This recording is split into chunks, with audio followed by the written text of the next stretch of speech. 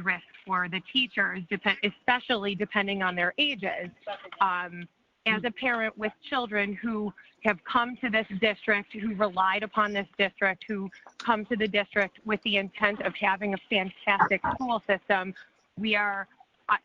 I'm one of many, I can tell you, that want our kids to go back to school, to see their friends.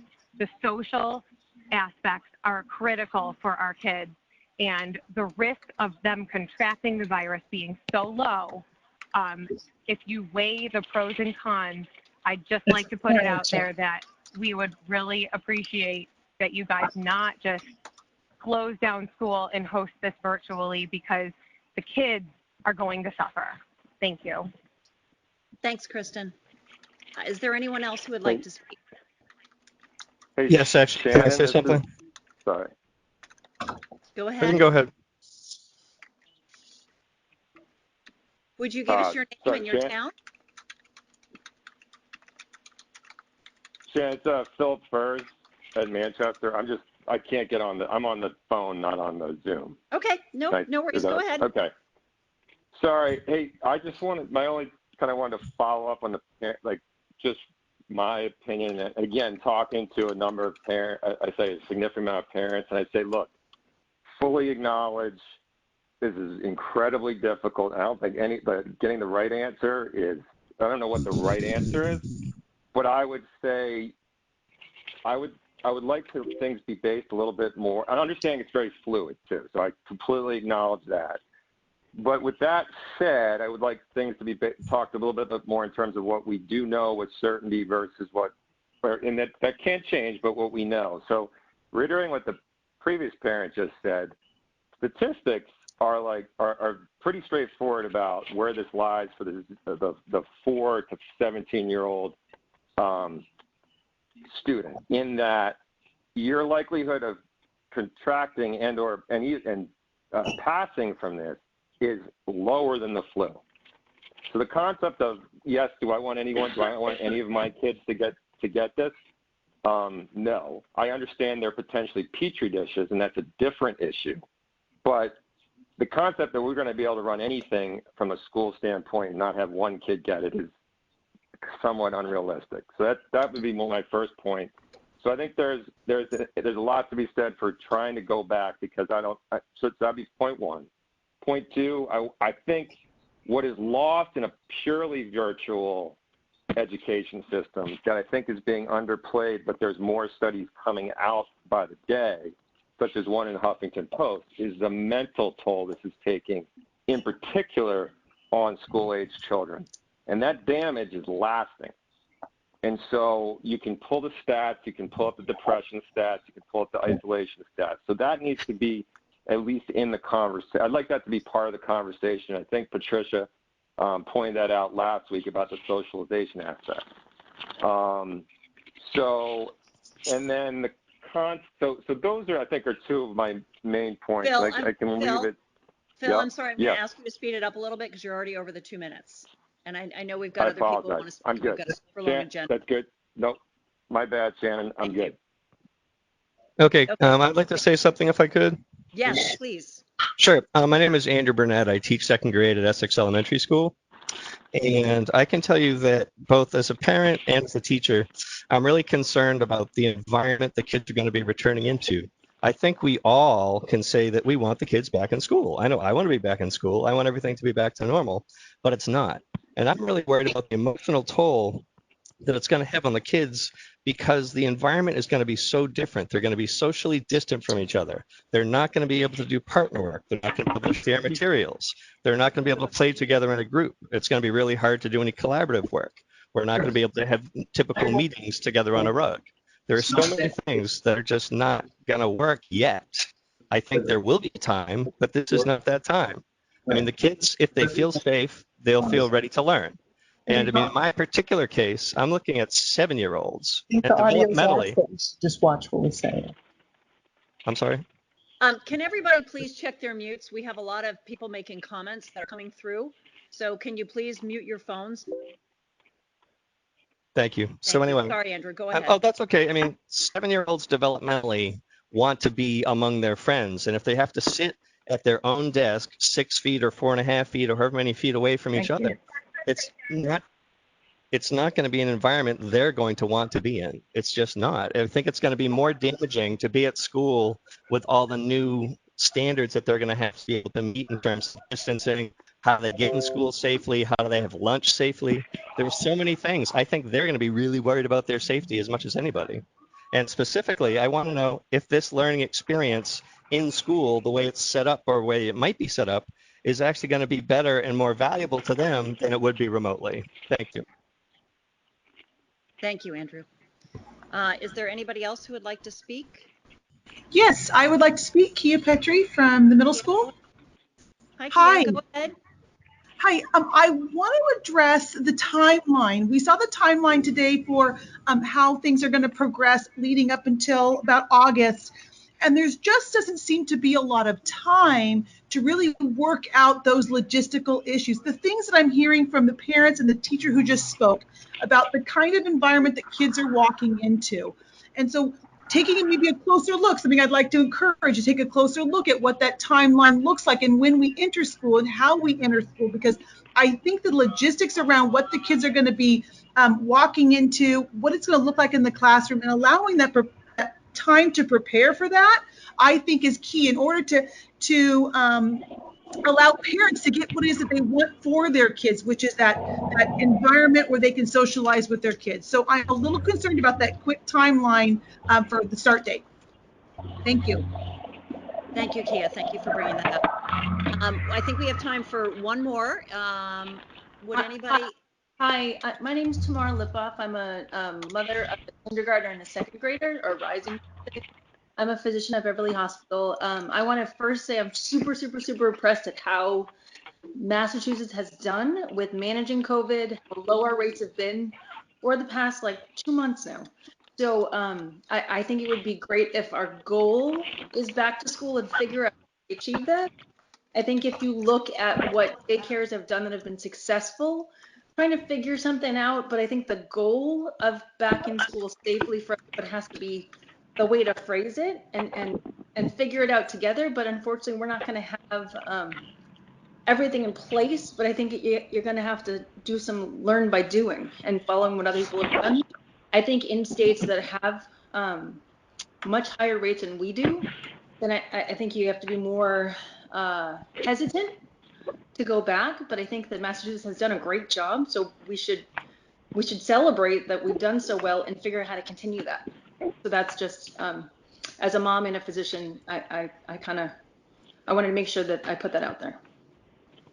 Thank you. Appreciate it. Okay. Thank you all very much for expressing your comments and your thoughts. We appreciate that, and especially at this time, we really need to hear that. So thank you. So moving ahead, we are going to be looking at a reorganization, a yearly reorganization of the school committee. And with that, we're going to be changing up some positions. So at this point, I believe I need to call for a nomination for chairman. Doesn't Pam do this? I don't know. Pam? Yeah. So Pam. Yep. Yeah. Yep. Okay. So as part of the reorganization, you will rename your officers and establish your subcommittees. So we will start with the chair of the school committee position. Are there any nominations from the committee for chair? This is Ken Warnock. I believe the usual is we do 2-year sessions for chair and rotate between the towns. So since Shannon had the chair for the past 2 years, I'd nominate Sarah Wolf of Essex for chairperson. Second. Hi. Yeah, Teresa. Any discussion?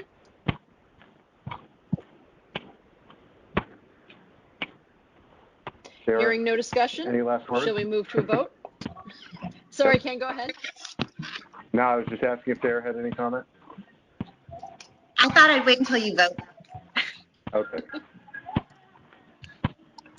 Okay, hearing no call for discussion, all in favor of Sarah Wolf becoming the next chair of the Manchester-Essex School Committee?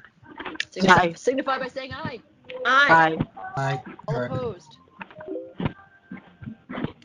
The ayes have it. Congratulations, Sarah. And I will give the virtual gavel back to you. Thanks, everybody. I just want to say thank you to Shannon for her last 2 years of chairing this committee. And I'm really excited to be taking on this leadership role, especially as we're in such exciting times. And I'd also like to ask all the call-in users to mute their phones because it's a little distracting. Okay. So we have such a great school committee and such a great team. I'm really looking forward to this. And my first order of business is to ask for nominees for vice chair. Do we have any nominees for vice chair? I'm on a streak. Can I keep on? I would like to nominate Shannon Erdman as vice chair. Sure. I believe she has at least 1 year left in her term. And I think it's Second. good for the continuity. Awesome. All in favor of Shannon Erdman serving as vice chair? Aye. Aye. Aye. Yeah. Excellent. Congratulations. Congratulations, Shannon. It's going to be a great team, I think.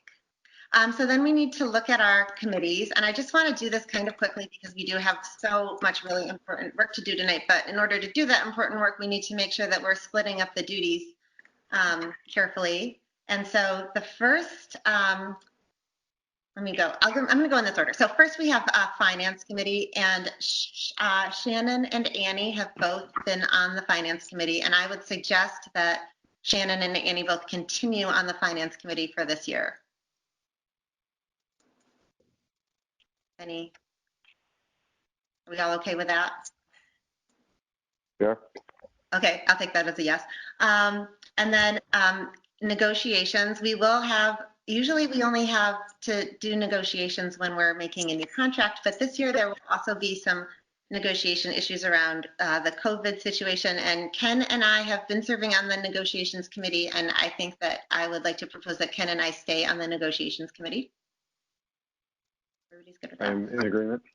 Excellent. And then we have the elementary facilities committee. So this team also sits on the building committee. So we've been working on the Manchester Memorial School building going up, and it's been going great. And we've had Annie has been on that committee, so we're hoping that Annie can stay on that committee and that Shannon would join Annie on that committee. And then Can I ask a question about this? 100%.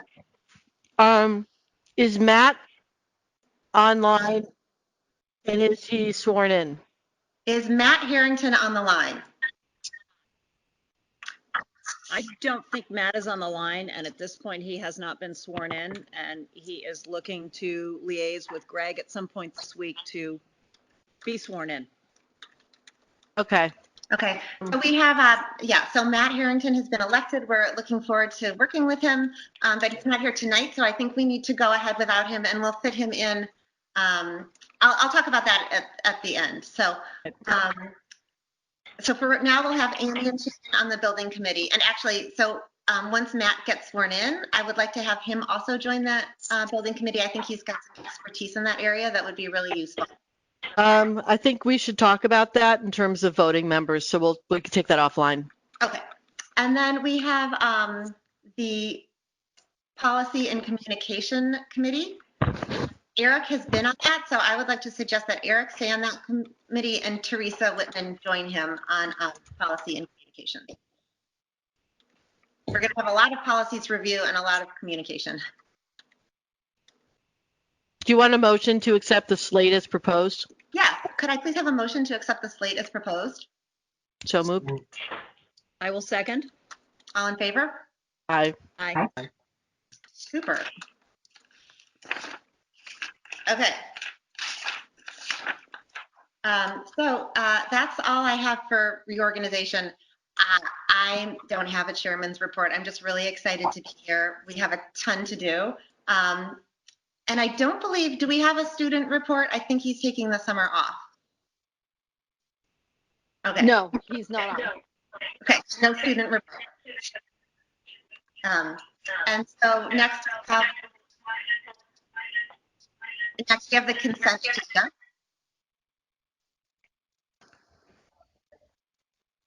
Motion to accept the consent agenda? Second. Any discussion on the consent agenda? Yes, I just need to abstain from one of them. Shoot, I wrote down the minutes. It's the one I mentioned. I think it's I went through it and wrote it down. But we'll liaise with Gail and get that number to her. But there is one I'm abstaining from because it's a refund from spring sports. Okay. Voucher 1072. Oh, thank you, Avi. I should have written it down. So I'm abstaining from 1072. Avi, is that the only warrant with school committee? Is there an EBSCO one? Nope, not tonight. Okay, good. All right. Teresa, you had some questions about the minutes, right? I do. I had two questions, and because I'm new, I'm not sure exactly where these fall. I sent an email out, but I wanted to just address them before approving them. One was that in the minutes from last time, at the top of page 2, where it refers to Kate Kachunquist's letter that she read in last time and discusses the minutes have been edited to approve the mask resolution, which we did. That ask was twofold, and the second part of that letter reading in was a request for a review of the curriculum for bias over the following year. And because we discussed that at length at that time and later in the meeting, based on what was happening and what we are already doing, I think it would be wise to reflect that in the minutes. I think Gail has chimed in that she's already made those edits. Oh, great. Okay. And the other one as well, then I don't need to worry. Okay. Thank you. Thank you. Okay, so are we ready to vote on the consent agenda? All in favor of accepting the consent agenda? With the exception of the... With the exception of Shannon. Yes. Yeah. And with the minutes as changed. Aye. Aye. Aye. Aye. All right. So then, do we have subcommittee reports? Is there a report from the Elementary Facilities Committee? I think did we meet last week, Pam? We did. It was. We did. Yes. We did. We're on time, on budget. School is in good shape for move-in in August. I'm trying to think. We had a change order that was not particularly of significance, but I think we're in good shape. I mean, I don't think there was a pretty cut and dry meeting, and Pam, you can fill us in on any site related things. Unfortunately, I wasn't able to get out to the site yesterday because of meetings about the topic that opened up our session tonight, but I know that the designer was on hand doing a walkthrough. Lauren was there and just kind of checking out the phase 1 implementation of her vision, and I'm anxious to hear from her at our next meeting on how she thinks. Based on our OAC meeting this morning, I think on time, on budget, and going relatively smoothly is really that's the story right now. So it will be ready to open, and the question is, what will open look like? Quick question about we've taken down the old wing, right? That's completely down, and I'm trying to think of any other issues that arose at that meeting, and I don't remember what they were. I had another great question. I don't remember what the heck it was. So we talked a little bit about some of the site work that will be necessary and some of that work done by LGCI, which is a subconsultant to JCJ. That was kind of one of the things that we talked about, and they asked us to come back and look at that. There's also some discussion of the fact that even though the budget is going so great, is there time to just spend time offline doing a budget review? And that was one of the things that was requested that we might do. Our contingencies are very strong, which is great. But that might be something that comes up, and if so, we can certainly let the school committee know when that will be happening. Awesome. All right, thank you, guys. And then how about the Finance Committee? No, it's been pretty quiet. We haven't had any meetings. Okay. Should we schedule one, Pam? We can. Is there anything new to report on budget? Nope, not at this Okay. time. I think there may be something this week. I'm hearing that there's a meeting on Thursday with Jay Sullivan that could have something interesting in it. It could be the budget. It could be transportation information, which is another piece of the puzzle we're waiting to hear about. So there is absolutely nothing new at this point. Pam, can I ask a quick question on that? We've been Yeah. saying at the sort of end of the school year and as we were talking about the budget, we were saying we might get some visibility kind of mid-July on funding. And is that just being pushed out, or is that the visibility you're referring to next week or late this week? It's maybe that's what we're going to hear on Thursday, but there's been absolutely no information on the budget. Okay, thank you. Yep. I would say, just as general rule of thumb, we seem to be a couple of weeks off from so some of the comments at the beginning of the session were that we're getting late into the summer to be making decisions, but everything seems to be a couple of weeks off from where we anticipated we would be getting key information, so if that's helpful in terms of planning on when you're going to hear things. It's helpful to know that we're not getting any information on time. Okay. So thank you to the Finance Committee. I know that the Policy Committee hasn't met, but I would like to say one thing about our policies. We've gotten, school committee members all got a mailing from the Massachusetts Association of School Committees with a long list of the policies that need to be reviewed around COVID. And so I would like all of us to just offline try to take some time to make yourselves familiar with those policies so that we can be ready to talk about them as they come up. That would be awesome. And I'll send those to everybody too, in case you lost your MASC. Sarah, would you just mind copying me on it? Because I didn't see it, and it's just helpful to know what's under discussion so I can take a look at them. Yes, 100%. I will send that to you and to everybody in the committee. Thanks. Yeah. And then the negotiation team has not met, although Ken and I are both on the strategic planning committee. So we did meet with each other and the strategic team last Wednesday, and we'll be meeting again tomorrow as we move forward with planning for back to school. That's officially the Fall 2020 Advisory Committee. Oh, thank you. The advisory committee. Right. There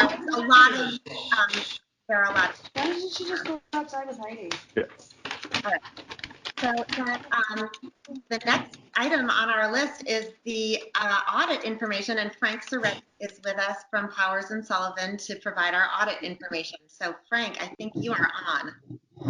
Okay, great. Thank you for having me here.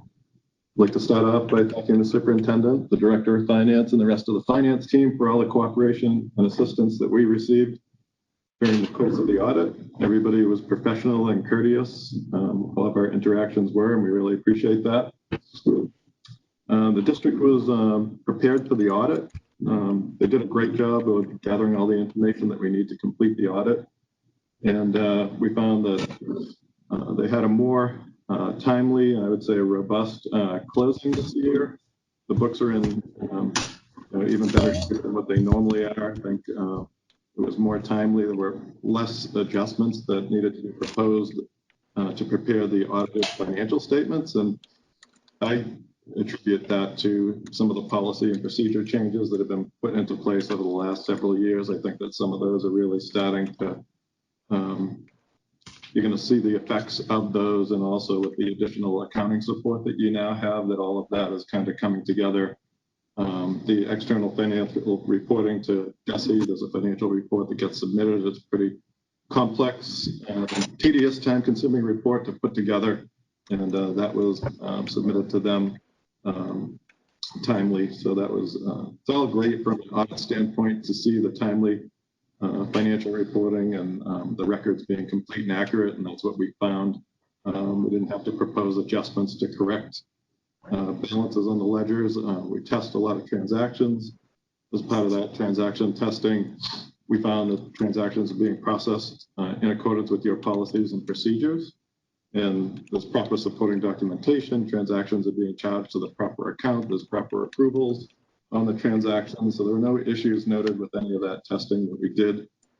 One of the biggest risk areas in the audit is always cash, no matter where we go. Cash is something that we always look very closely at. One of the most important controls over cash is the reconciliation process. You want to have a good process where cash is reconciled by the treasurer on a monthly basis. We found that that's being done, and we found that the reconciliations are complete and accurate, so you have good, strong controls over cash, and that's very important. So from there, I'd just like to get into some of the financial highlights. Your general fund balance totaled $2.3 million. Of that, $179,000 is restricted for debt service. You've got $124,000 that's assigned for encumbrances, and $100,000 that was voted of E&D that was voted to fund the 2020 budget. And that left you with $1.9 million of unassigned fund balance. That's the important number. That number is basically unencumbered money. And it usually is, it's your starting point for your E&D calculation. It represented 7% of your budget, and your E&D was certified at $1.8 million. That was $246,000 over the 5% maximum that you're allowed to obtain of E&D. So that $246,000 gets returned back to the member communities. As far as your budgetary results are concerned, you had an increase of $564,000 on budgetary basis, which that's how you maintain your books and records. You can see the budgetary statement on page 45 of the financial statements. That $564,000 increase is in spite of the fact that you had a planned decrease of $211,000, and that was due to the use of your reserve for debt service that's being amortized over the life of a loan. That was $15,000, and then you had $195,000 of E&D that was voted to fund your athletic and cafeteria deficits.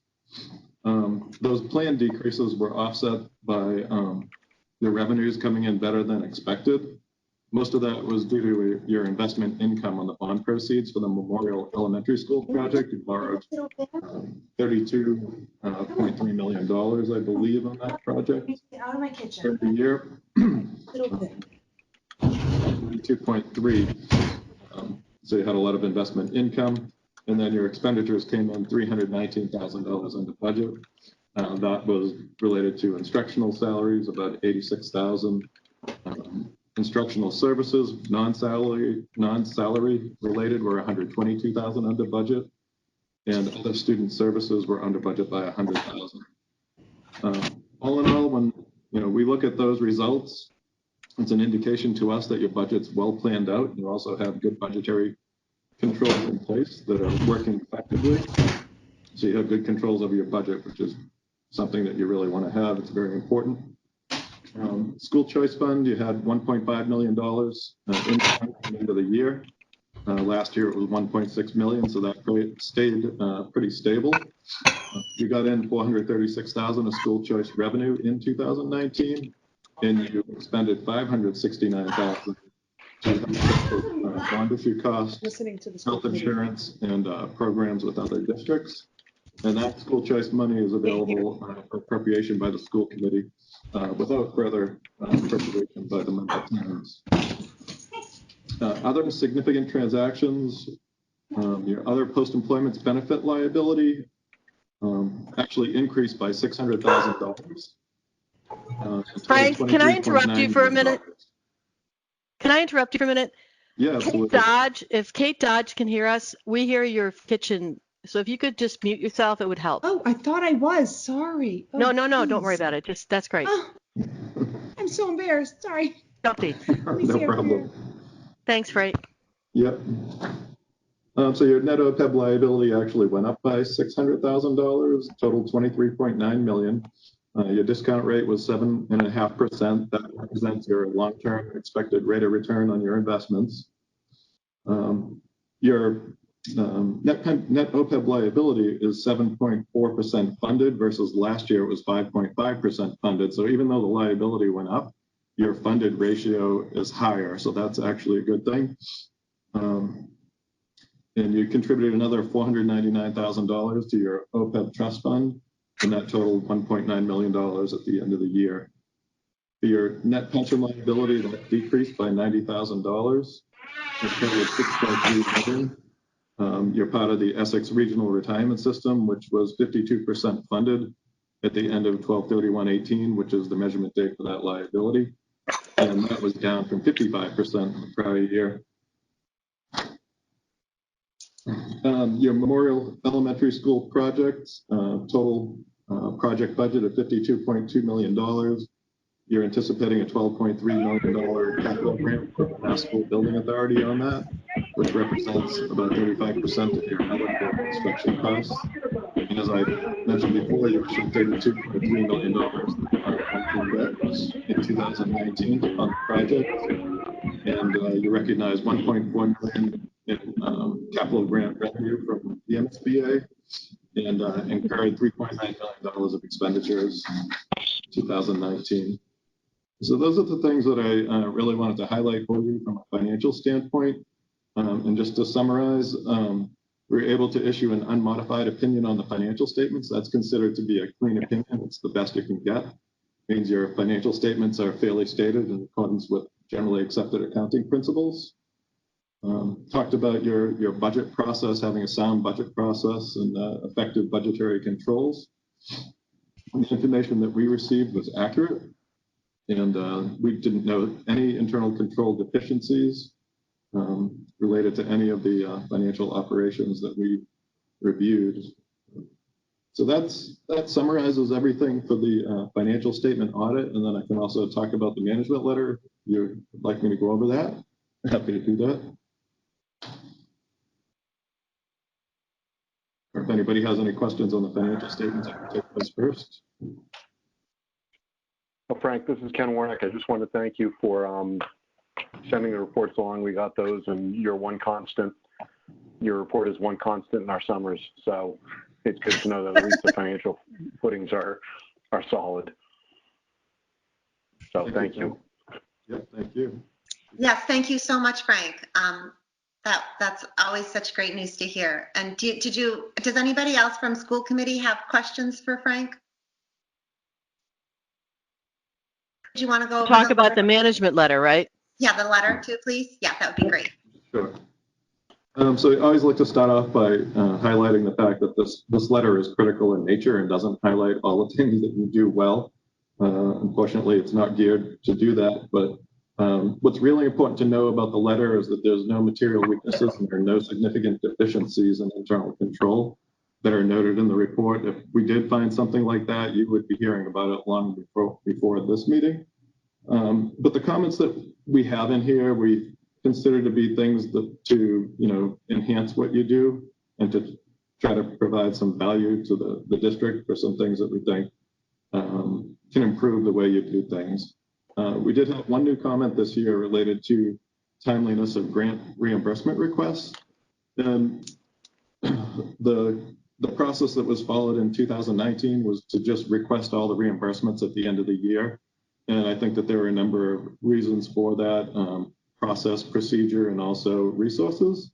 But just as a best practice, we recommend that the goal be to try to do monthly drawdowns. This will help you to maximize investment income on your funds. You won't be using as much of your own money if you're able to draw these funds down on a monthly basis and basically fund the grant activities with the state money versus your own money. Interest rates are low, so you're not foregoing a lot of investment income. And then the other thing is, if you ever didn't get all the money in by September 30th, you can also have an issue with your E&D where they would reduce your E&D for a deficit that wasn't funded. I mean, that was not an issue. You got the money in plenty of time, so there was no issues there. But again, just as a best practice, we recommend that you try to do monthly drawdowns. And from the finance director's response, it sounds like you're in a good position to start doing that. In 2020, there's been process changes, and it sounds like you're on track for that. Some of the prior year comments, just the status on those. There was one in there about the framework for assessing and improving cybersecurity. Cybersecurity just continues to be a real ongoing big issue for cities, towns, school districts. They're very big targets for cyber attacks. We see ransomware attacks, payroll account hijacking, unauthorized wire transfers. There's just, if you Google it, you'll see all kinds of incidents that have occurred in Massachusetts and other communities. And so we're putting this comment in all of our clients' management letters, recommending that they have a cybersecurity risk assessment completed to try to identify any areas where you might be vulnerable, and then to put policies and procedures in place to try to minimize any of the risks that might be found through that. It can be completed internally. I know that a lot of the communities that we deal with have gone to outside consultants to have them come in and do it. Sometimes it makes sense to get that outside look versus having someone that's kind of involved in the day-to-day do that risk assessment. So that's that comment. There have been, I mean, the district has been very proactive about cybersecurity, so I'm not trying to say that there aren't things being done to protect you, but this is something a little bit different. But some of the things that have been done, the district does have cyber liability insurance that would help to pay for a breach, costs associated with that. There's been threat prevention hardware that's been put into place, and also there's been some improvements made with software and network settings. I can't really speak to the technical side of that, but we still feel that risk assessment is an important thing to have done. Another comment that's been in the management letter for a little while is the written job descriptions. I know that a number of them have been completed for the finance team, and that there's still a few that are outstanding. We just feel that having those written job descriptions is really important to help employees understand their roles and responsibilities, to be able to measure their performance against those job descriptions, and help to employees to understand what's expected of them. So we're still recommending that those be completed for the rest of the business office staff. And next comment related to financial policies and procedures, and this was related to reserve policies, such as excess and deficiency, various fund balance levels, how much you should keep in your stabilization fund, OPEB funding. These are all, we feel that it's important to have these things in an official financial policies document that memorializes them, and it provides benchmarks, and it provides goals, and it provides a clear view that helps you with your financial planning. And also, when you have changes in your administration, your administrative staff, or changes to the committee, these policies will stay in place and provide guidelines for people to follow in the future, unless the school committee actually goes and changes them. But another Sorry, Frank, I'm just going to interrupt you one more time. If you have recently called into the meeting, could you please mute your phone?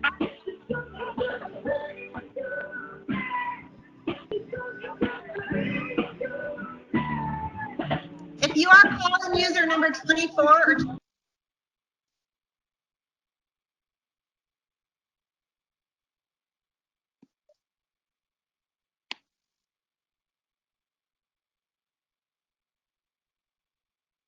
Frank, now you're muted. Okay, am I back? So I was saying another important aspect of that is the credit rating agencies look very favorably upon having formalized financial reserve policies. And so that, can help your credit rating. I'm not saying it's going to, by itself is going to increase your rating, but it's definitely something that they look favorably upon. And I believe that they did mention that in the last rating document, which I believe someone just put up on the screen there. And the last comment in the management letter just related to documentation of internal controls for federal awards. This is something that came out a few years ago. The district hasn't been subject to what they refer to as a single audit or an audit of your federal awards for a few years because the threshold got increased from 500,000 to 750,000, and you've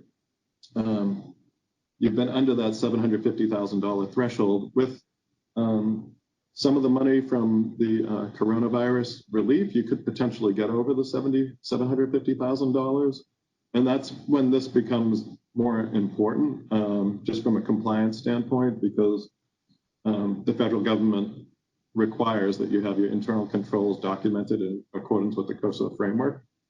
And my understanding is that this is in process. There are drafts that are being worked on, and it's anticipated that this will be completed in 2020 if I have that date right. But I know that it's in process, and it's expected to be completed soon, which is great because at some point you probably are going to get back up to that $750,000 threshold, whether it's this year or in the future. But even if you're under, you should still have those controls in place, documented, all your internal controls.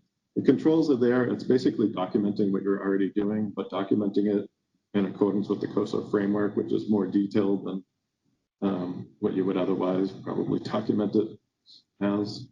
So that's really everything that's in the management letter. Nothing there that you should be concerned about or anything like that. Like I said, there's nothing there that we consider to be deficiencies in internal control. These are just things that we're suggesting for improvements and enhancements to what you're doing. So I don't know if anybody has any questions or comments related to those.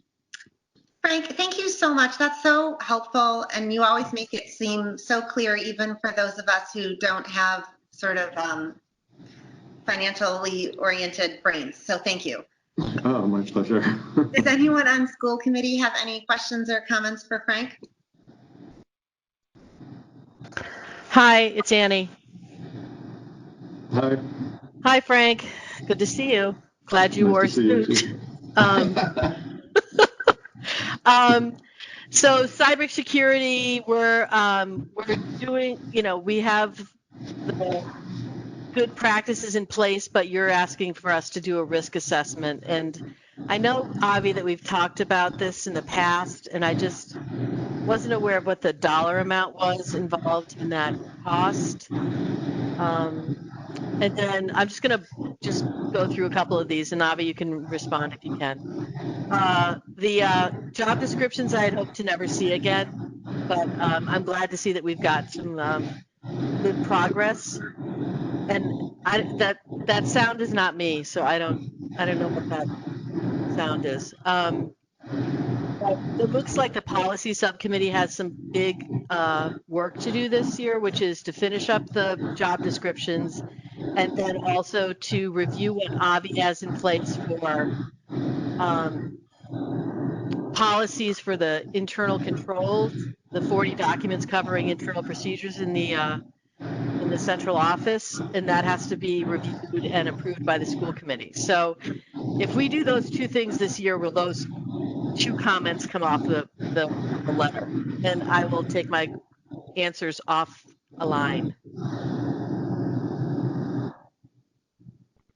So if so the questions are directed to me. We haven't priced out a cybersecurity external review. We have to be very fortunate with having Steve Quietbeck, who is really, I think, a very advanced knowledge of IT and cybersecurity. And, my own background being in a corporate environment prior to working at the district, I like to see a lot of corporate, type of resources. That's one of the things I like about having the audit every year, is because you get, a financial firm that is used to auditing big organizations. And similarly with the cybersecurity, I know a lot of the partner organizations that we use to put things in place are that are used by corporate environments. including some of the procedures that Steve has done. So I feel like we have a lot of great things in place, but I would be happy to get an external review. There's certainly nothing that wants to do that other than just being fortunate enough to have resources on hand. And typically what we do see is when we do get advice from various consultants as they come in, they tend to, the tweaks they tend to suggest are minor. For example, we had Palo Alto, which is a pretty well-known corporate routing company, which came in about a year and a half ago and helped us with a lot of our intrusion threat detection work. The types of tweaks that they suggested and made were really pretty minor, but again, having a resource like that's been great. So I would be happy to look into that and see what we could do there. And I don't know the other ones I think were primarily just comments. Is there a specific question you wanted me to answer, Annie?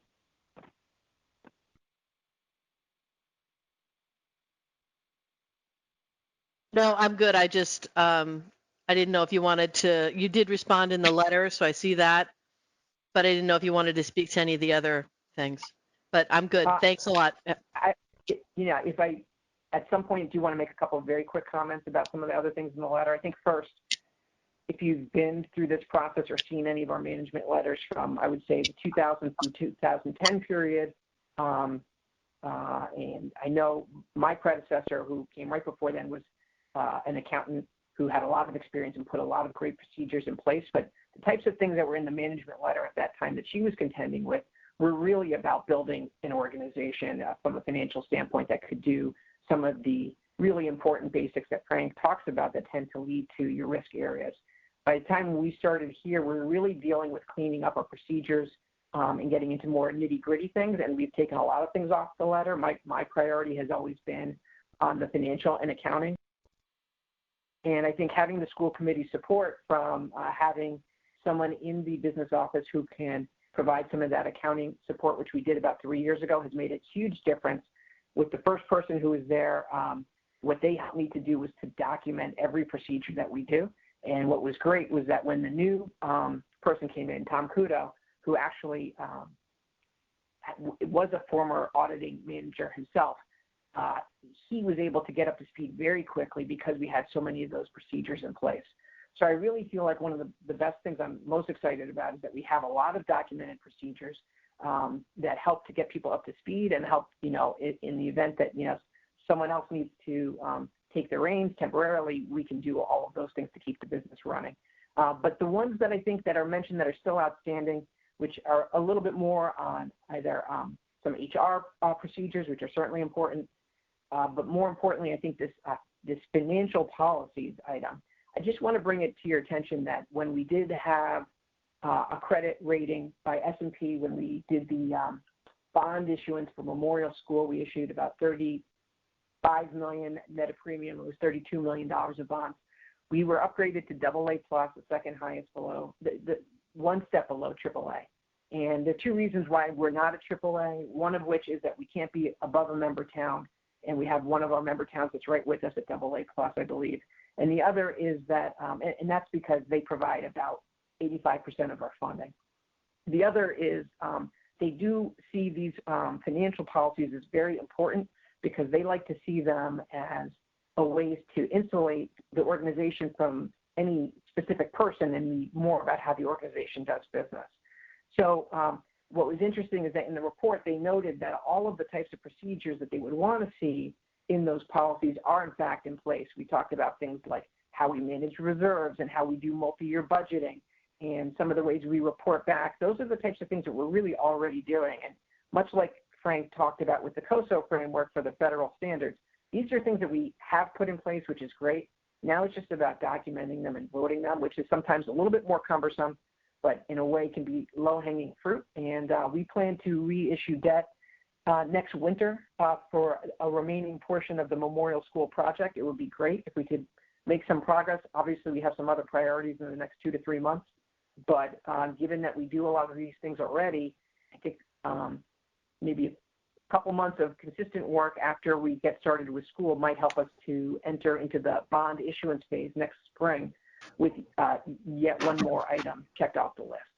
So I think those are the only comments I wanted to make. I know it's a long presentation, so if there are any other questions, happy to take them. Otherwise, that's all I really had to say. I would just jump in with one additional comment, which is I think the management letter always helps us to assess some of our internal structures and whether or not we have the right types of roles in place to support the work that we need to do in this day and age. So in reflecting on Avi's statement about where we were 10 years ago and where we're going to need to be 10 years from now, I do think we had begun some work with the towns in looking at regionalization of some services. And I think when we get our ship righted and we have some direction and some operational plans in place and resume with some of our normal operations, I think we have to go back and do some evaluation of our internal support structures to see how we can better support the work ahead. So I think that's going to come out of this as well. And I think that will lend itself to some of the more the documentation work that needs to be done. Similar to what Avi said when we were able to bring on the support role for the business office in terms of payroll and financial analysts. So I think we're looking forward to getting to that work because that means we'll be on to a new age. So thank you, Frank. It's always helpful and always good advice on the things we need to work on. Great. Thank you, everyone. Do we want to roll right into Avi talking about the OPEB trust contribution?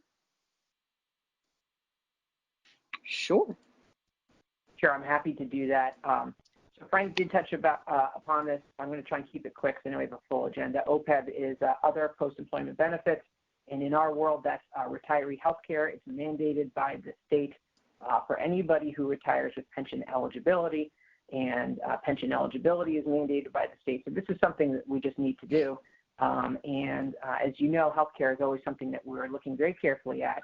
And we've developed essentially an annual vote and process where we come to you and let you know how our OPEB formula performed in terms of the contribution that we want to make.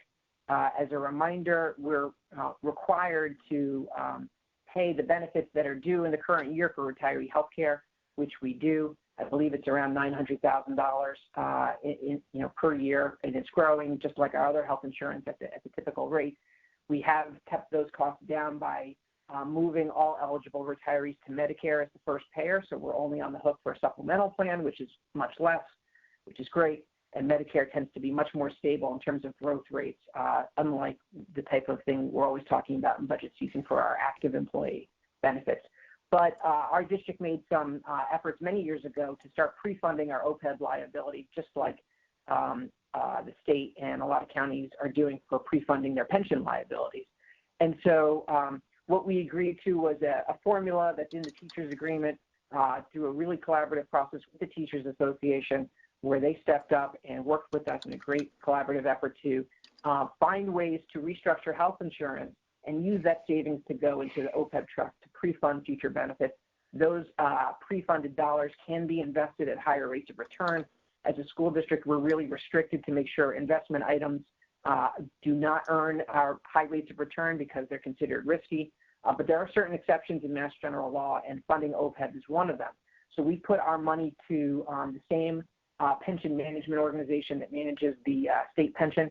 It's called PRIM, Pension Reserves Investment Management Board, and we make an annual contribution based on the differential between where we used to be with our health insurance and what we moved to in fiscal 16 when we created that teachers agreement, which basically shifted our contribution rates from 80 to 75% down to 75 and 70% respectively, as well as went to a lower premium plan that cost us more. It did have some higher out-of-pocket costs, not very substantial for the teachers, but that was something that they agreed to do because working together, I think we all understood that not funding these long-term liabilities eventually turns into a massive cliff and problem that you need to fund. And at that point, we don't want to be in a position where we're cutting budget to fund something like that could be addressed earlier. And the earlier you deal with it, the more you can invest and the more you can let the investment returns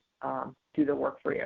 So with that said, the formula for this year is coming up with a number that I'm trying to pull up because I'm on a slightly different than usual network connection today. It's $525,677. So I just like the school committee to approve that number, 525,677, as the OPEB contribution for fiscal 20. And upon your approval, we will instruct the treasurer to send that money to the State Retiree Benefits Trust, who invests the money with PRIM and goes right into their PRIT fund. So any questions about that or any comments I could take?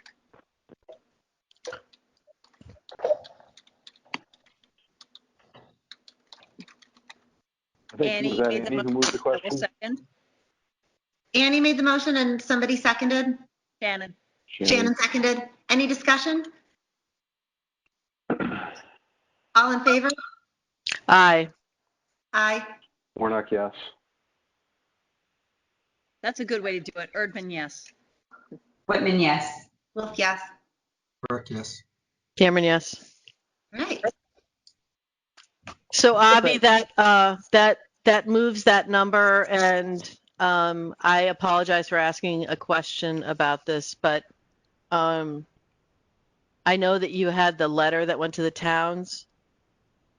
And did that account for this 525?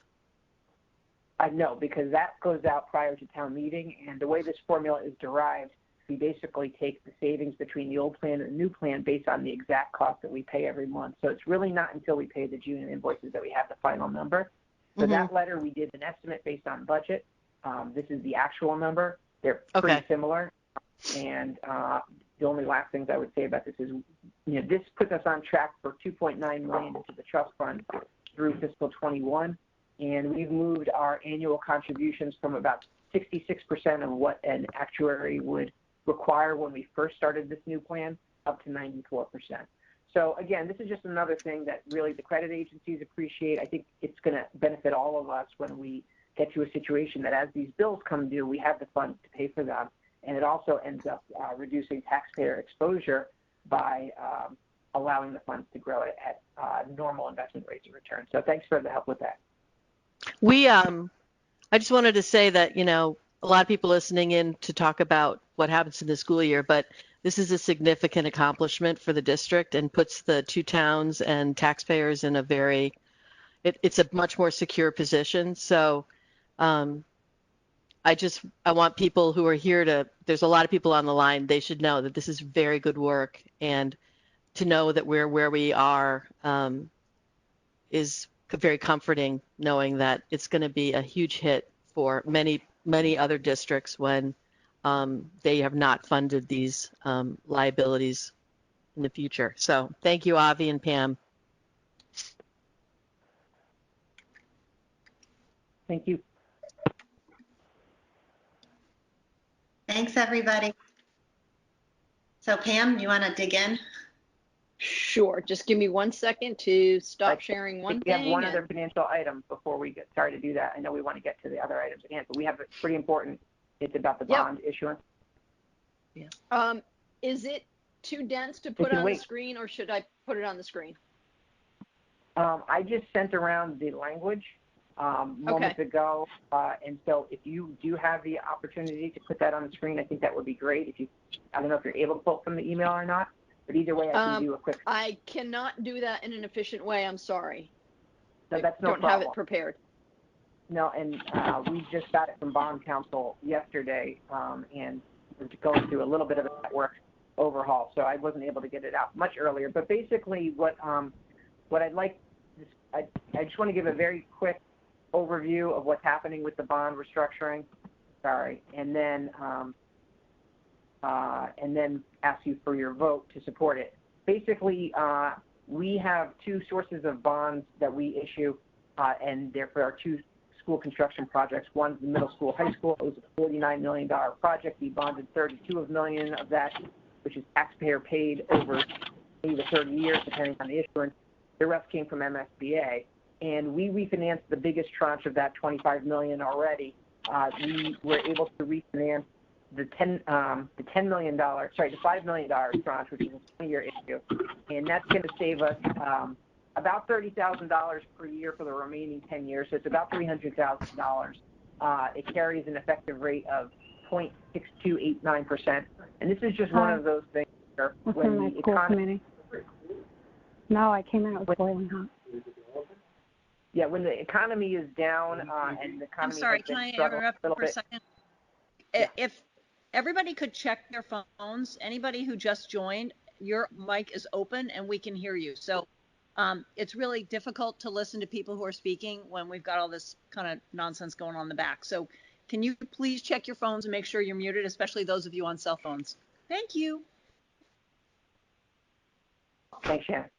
So as a result of that, with the economy being, in some challenge right now, the interest rates have been very favorable for municipal debt. And we, our financial advisors who, advise us on when to issue definitely are constantly monitoring what we might be able to save. And this first came up back in December, and due to other priorities with the budget, it got put on hold. And to be honest, we had a little bit of favorable, lucky timing in that regard because we did even better. We were already planning to save money, and it was beneficial at that time. Better now. So we're going to save $30,000 per year after all issuance costs are factored in. And I'd just like to get the school committee to approve it. To do that, there is a document I sent around. You can see it later. It's very similar to every other time we've issued debt. And it's got, I believe, 1, 2, 3, 4, 5, 6, 7, 8 items in it. I'm not going to read them all. I've been told by bond counsel we do not have to. There was a time where we once did, and I think nobody liked that. But they basically authorize the district treasurer to issue the bonds. It goes through the coupons and the amounts that are available. I talked about the interest rates of 0.66%. It also talks about the fact that we had to issue a public disclosure around our financials to do that. It also talks about the fact that we do need to put some money into escrow before the bonds get officially refunded and to authorize that. And the final item is just to make sure that final two items. One is to make sure we comply with all SEC regulations. The last one is to make sure we're complying with tax regulations. I thought that was the last one. There's two more. Any certificates have to be executed, and those are the actual bond documents. And finally, it does authorize the secretary of the school committee, which, as I understand it, is Gail, who's taking the minutes, can sign any of the documents to show that this vote was adopted. So with that summary in place, I'd just like to ask the school committee for, I think the motion language would be to vote the approval of the refinancing of MERS's $5 million bonds based on the language provided to us by bond counsel. And I'm happy to take any questions.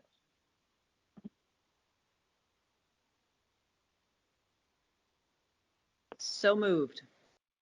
Second. I think that was Shannon and Annie.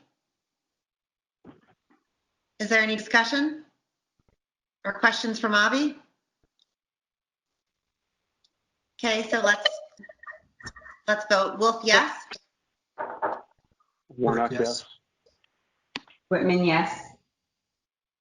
Erdman, yes. Cameron, yes. Thanks, Avi.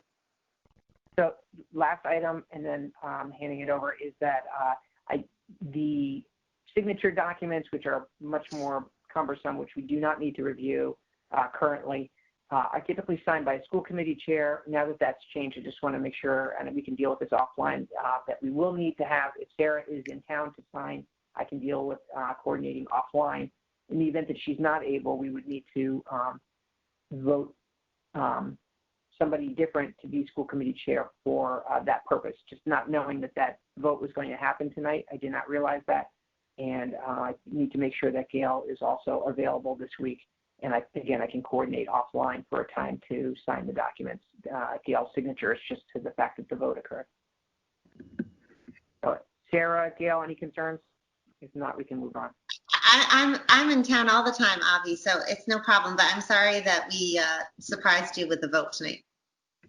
Congratulations, by the way. Yeah. Gail, are you free this week too? I'm sorry to do this over the phone, but again, I don't think I heard back. Is she on the line?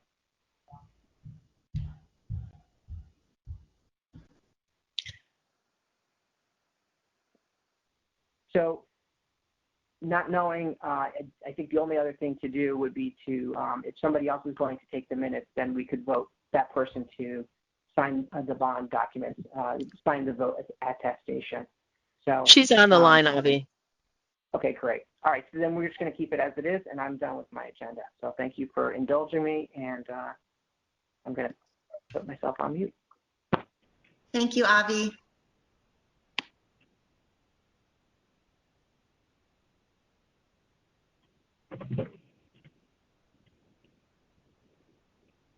You ready to dig in? Yes. Okay. I've been trying to figure out how to make this as efficient as possible. So my game plan is to take you through high level the document that's going to be going out to everybody next week along with the return to school survey. And I preface this all with everything is in draft form, so it's not the prettiest thing to look at, and it's not, it's not been wordsmithed. It's really a working document to try and create a snapshot of what we're trying to compare and contrast, and basically give the committee enough direction and enough information that they can point us in the direction where they think we're going to go. And I think that's my hope out of tonight. So we have a submission date to the Department of Ed at the end of July, but it's more of an assessment of our feasibility studies of the three models, and kind of directionally what we're going to pursue for further development through August 10th. So it's not the final plan with all of the details that people are dying for, and I acknowledge people want the answers. By design, this is being slow rolled because all of the information that we need to answer some of the questions isn't available to us yet. So those guidance documents that are trailing by a couple of weeks impact our ability to make some of the decisions in the most informed way. I do think we have enough now, after going through the feasibility study, to make some decisions about what we should pursue. So with that kind of hanging in the back of your mind, and keep in mind the question, as you're listening to this, which direction best suits Manchester-Essex? And I think that's how we have to frame it out.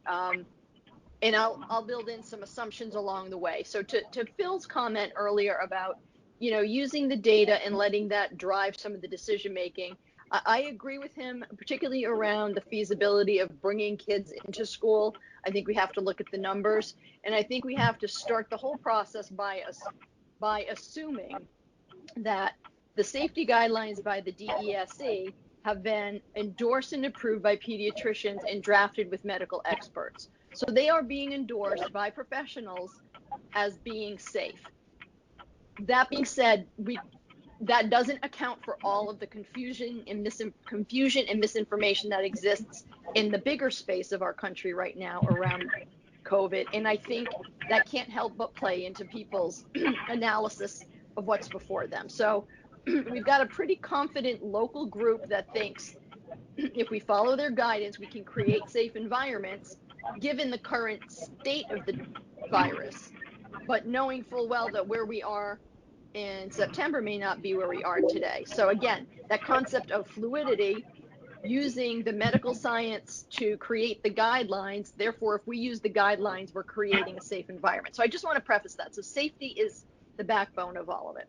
Pam, I'm going to interrupt you for 1 second. Yep. If you're a call-in user, can you please mute your phone so that we can all hear Pam's really important message?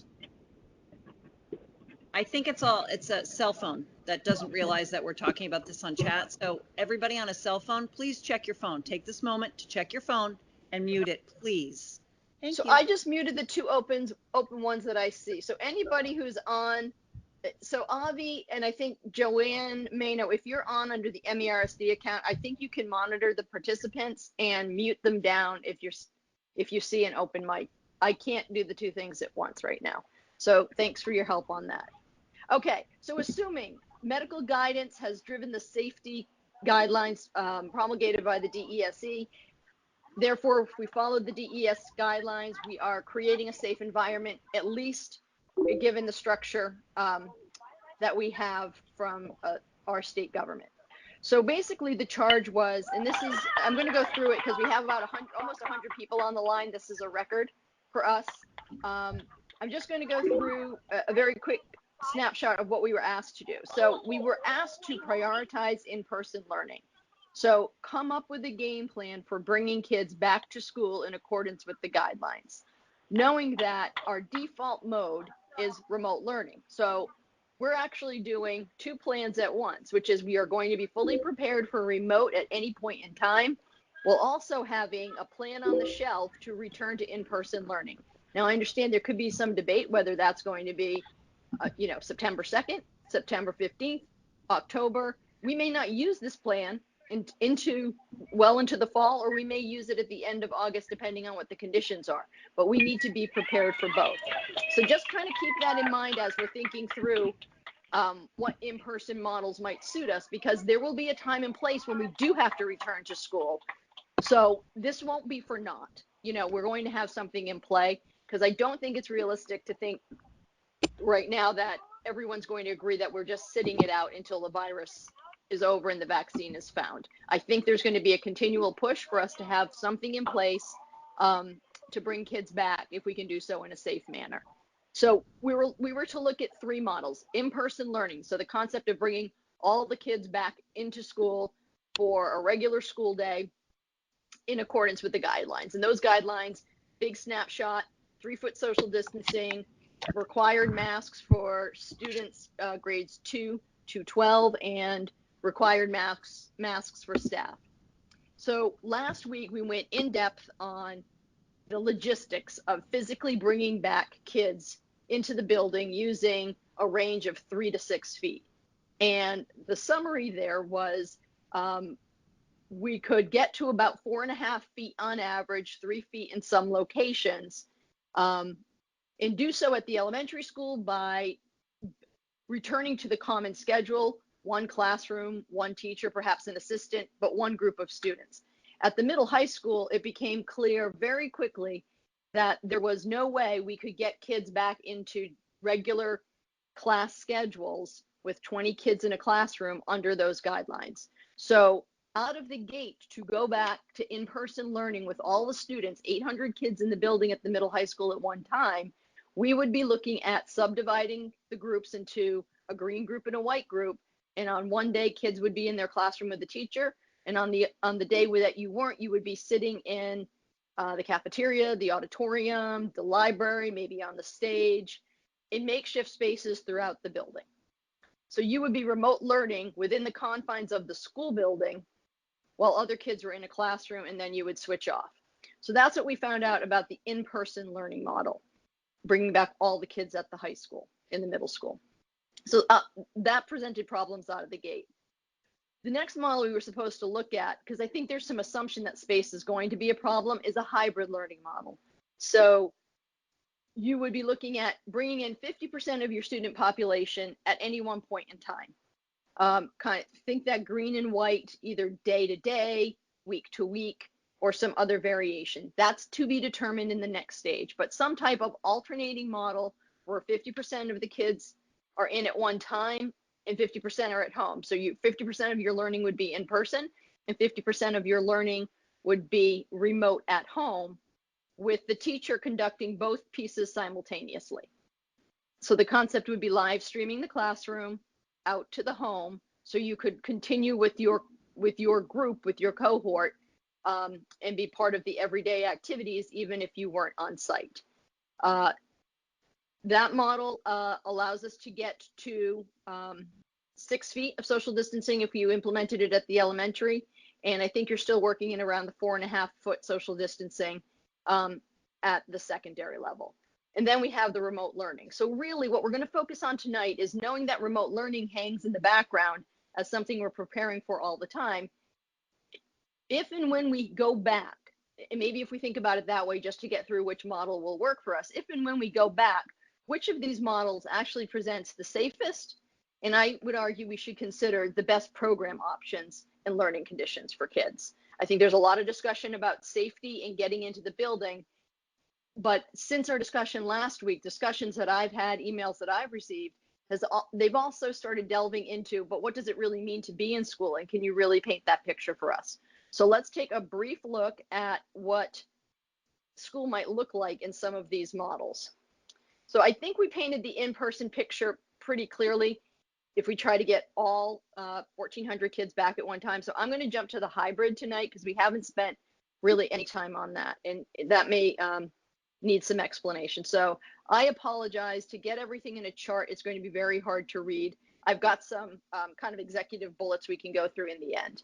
But this is the document that you'll get, and it outlines the conditions under which we would return into hybrid. So if you can see at least the top line, it gives you the social distancing. It explains what I just did about how the classes would be constructed.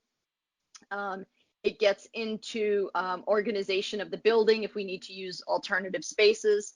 But it looks like in the hybrid, we can get everybody into a general classroom. We may need to trade off and use larger classrooms for larger groups. So you may not be in the typical 4th grade room in your building, or you may be, maybe we'll have to have a middle school class migrate over to the high school. But if we use our space wisely, we can get everybody in. I think the trick in this, and the thing to consider is, how does the seamless integration of the at home and at school piece play together? And I don't think we'll know until we're in it. And the other piece is for the high school to actually offer a full program under hybrid, it takes the big assumption, and I'm not seeing evidence that we cannot do it, that unfortunately it straddles 2 pages. So the high school, to offer the full program under hybrid, basically makes the assumption that it can schedule students as it typically would, but have them attend every other day. So basically, student A would receive his or her typical schedule, and that schedule will be spaced out over the course of 2 days. But I think the part that we have to just think through a little bit is that may basically puts the kid and the teacher in the position of interacting with a lot more people than containing them to the classroom in a cohort model. So one of the theories that the DESC put out was that we should just basically break down the students into heterogeneous groups of 15 to 20, socially distance them, and give them a classroom to be in during the day, and not have them really move about the building. That's fine. That gets them in the building, but that doesn't get them access to any of their programming. We would be creating a modified curriculum that is basically English, math, science, social studies. So we'd have to reorg that for the beginning of the year. And then electives, we'd have to, I could not see us not offering them at all, but they wouldn't be offered within the course of the day. Teachers of those subjects would be deployed to just let's call them cohort teachers or cohort captains. And then it sounds from how Tricia's outlined it that we would be looking at the elective program either being very much minimized and possibly completely online. So that would be a whole other component to it. So that's what differentiates the 2 hybrids, because even if we get kids in a hybrid at 4.5 feet, if we don't allow for the typical schedule, and I know this is true throughout the whole North Shore region, because I know principals have been in conversation about this, superintendents have been in conversation about this. We talked about it this afternoon.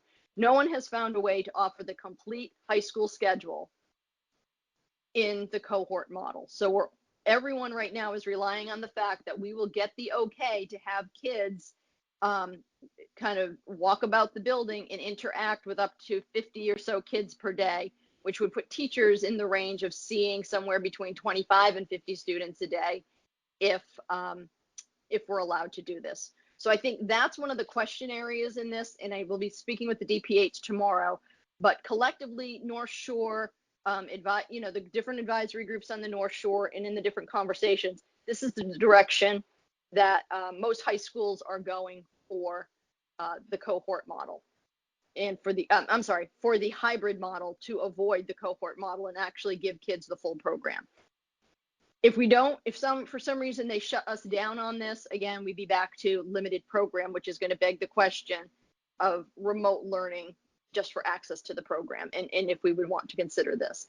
K-8, again, in the hybrid model, you cut the load in half, you're bringing in 50% of the kids at a time. And again, a little bit easier to manage in a cohort model. I'm seeing in the reports from the principals that it's going to be a challenge to do the live streaming and classroom management at one time. We'll have to really put some effort into that, but that, your basic programs could be delivered, and they can be creative around either remoting in specialists to conduct things like art, music, and PE, or perhaps we can have teachers circulating to the classes. I think that's something that'll get built out over time. So I think the program stands up a little bit better at the elementary and middle school level under the hybrid model. Now, the challenge outside of the class, outside of the schoolhouse for the hybrid model, is it puts parents in a situation where they'd have kids home 2 or 3 days a week, depending on the model that we choose, or 1 full week on and 1 full week off. The game plan there would be to split children alphabetically and by household, rounding out the 2 cohorts. So at least a family would move district-wide on the same type of schedule. So you could coordinate childcare, but we realize that presents a challenge to everyone. And when you get the detail package, you can look through and see some of the elements of the schedule and what it would look like. I think the other challenge that the 2 in-house, in-person rather, instructional models bring is transportation. And the one for full in-person transportation would require double bus runs to move all of the kids into the building in the morning and get them home in the afternoon, just because of what we anticipate for the social distancing guidelines on the bus. So again, that would be bringing in all 1,400 students per day on the bus. We would probably lose about 90 minutes of instructional time under that model. If we were to split the models, and we'll talk about that later, we might be able to get some efficiencies there. So I think the other point to note in terms of programming is band and chorus are just, we don't know yet if we'll be able to offer them at the secondary level. We've been anticipating getting guidance on that. I think they're seeing that as a high-risk activity, or at least they were at the beginning of the summer. So that may be something that has to be done creatively regardless of what model that we're in. So I think those are the salient points of the different models, and this is the structure of the draft document you're going to see. You'll see some sample schedules. So this is a sample middle school schedule under the hybrid, and it's just a very simple design. And then you'll see 2 versions of the high school schedule under the hybrid, one with a cohort, one that has makes the assumption that kids will be able to move about the building and assume a regular schedule, split over a couple of days. And please don't take the modeling of the schedule to mean we're committing to any one variation of the hybrid alternation. It's just there for demonstration purposes. And then one other thing worth looking at as we make our decisions and review the top level points is just some working budgets. Again, not a budget, but more of a snapshot of potential financial implications of each of the models. I think the hybrid is the one that has the best and worst pieces of both, to be honest with you. And financially, it's a little bit better than in person, but not significantly. With the offset of some grant money, we'll be in good shape. But let me point to a couple of areas that I think are important. So PPE, we're carrying it in all models because we had to pre-purchase it. So even if we ended up remote in September, we've got a 3-month stock of PPE ready to go when we do have to go back in the building. We are going to get some reimbursement around that, and we were urged to do it. I don't think anyone disagreed with it, because if the goal really was to return to school and conditions would allow for it, you can't go if you don't have that and can't have backup. Even if we're going to ask kids to bring their own masks, we know that we need to be prepared to provide them, and then we have to provide it to all of the staff. So that's been pre-purchased, and actually some of it has already arrived. Under the in-person models, we're assuming additional custodial And I think this was scaled up from what we had to do in the spring, but we're assuming 120,000 at least annually for additional support for the ongoing cleaning protocols. And then technology is a pretty solid number. And again, this is where we have to purchase it for in person, because at any time we're in person, we could be flipping to remote, because I don't really know a person who doesn't think at some point we're going to be out for a little bit next year. So technology is going to run us at about $250,000. So we're at 242 now. I could see this growing in the coming weeks as we kind of lock in on a plan and identify other areas where we may need supports. But this is for things like ensuring that each student will have access to a Chromebook, purchasing hotspots for families who don't have internet access or poor internet access and can't maintain a connection.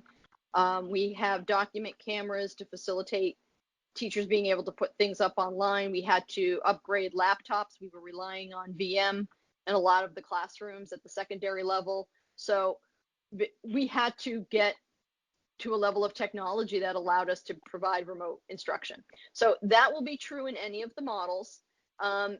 If we are back to in-person and looking at some of the initial runs of how they would organize the building at the secondary in particular, we were estimating up to 5 additional staff members to just provide coverage, because again, in that model, you'd have kids in the AB cohort, even though they were in school. So you'd have, let's use a rough number, 200 kids from the high school and another 150 kids, 175 kids from the middle school in remote sessions throughout the building. So you'll need enough trained staff to help support them and guide them in that process. I'm also planning for replacement staff for leaves. If we return to in-person learning, I know we're using a working number of approximately 20% potential staff loss to leaves due to high-risk categories, underlying conditions, and age.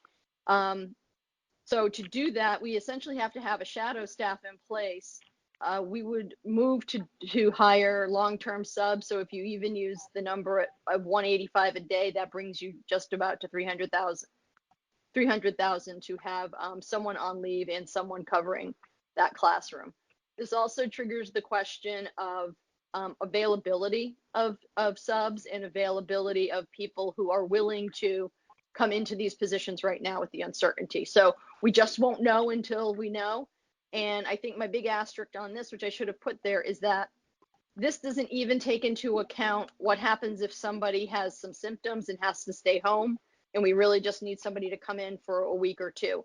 This would be announced 12-week leaves, annual leave that we would need to have a full-time person pre-hired to go into that role. So I will say the financial cost is one thing. This is a big area of concern for me, just in being able to manage the building. I know this weighs very heavy on the principals, because if we can't put people in the classrooms, the in-person models, whether hybrid or full in-person, become almost impossible to manage. So this is something we'll have to watch closely over the next few weeks. Transportation, we covered.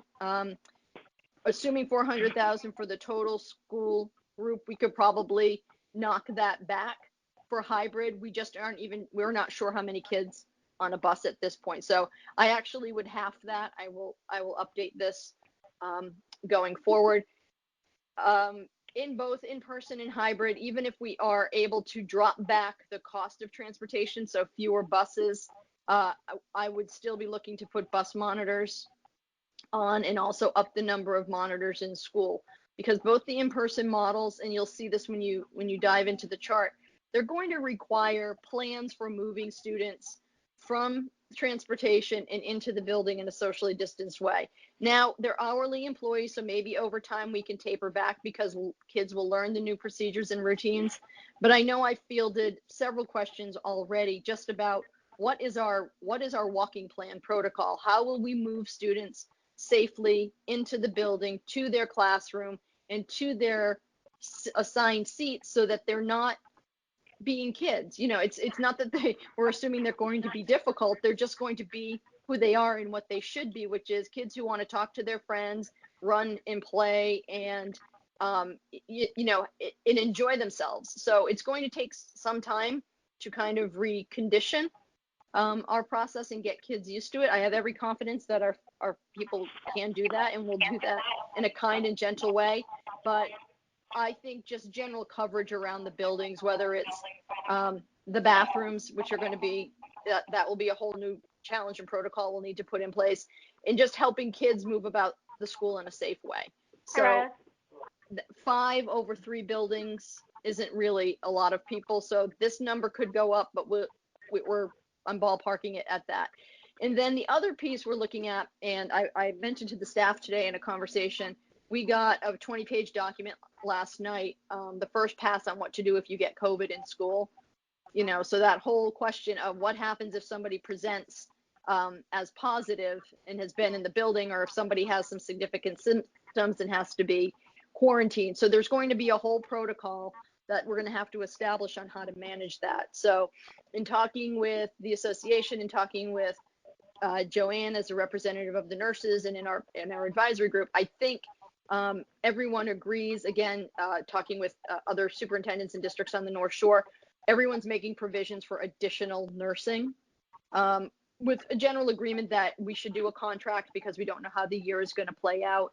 But nurses are expensive, and I'm budgeting at 185 a day for the year. So that's where I get 100,000. I know sometimes contracts can be upwards of that. So that's a number that could fluctuate. And again, this is a snapshot, kind of a running tally of what the investment is going to need to be to pull off each one of these models. So each of these numbers could reduce by about 500,000.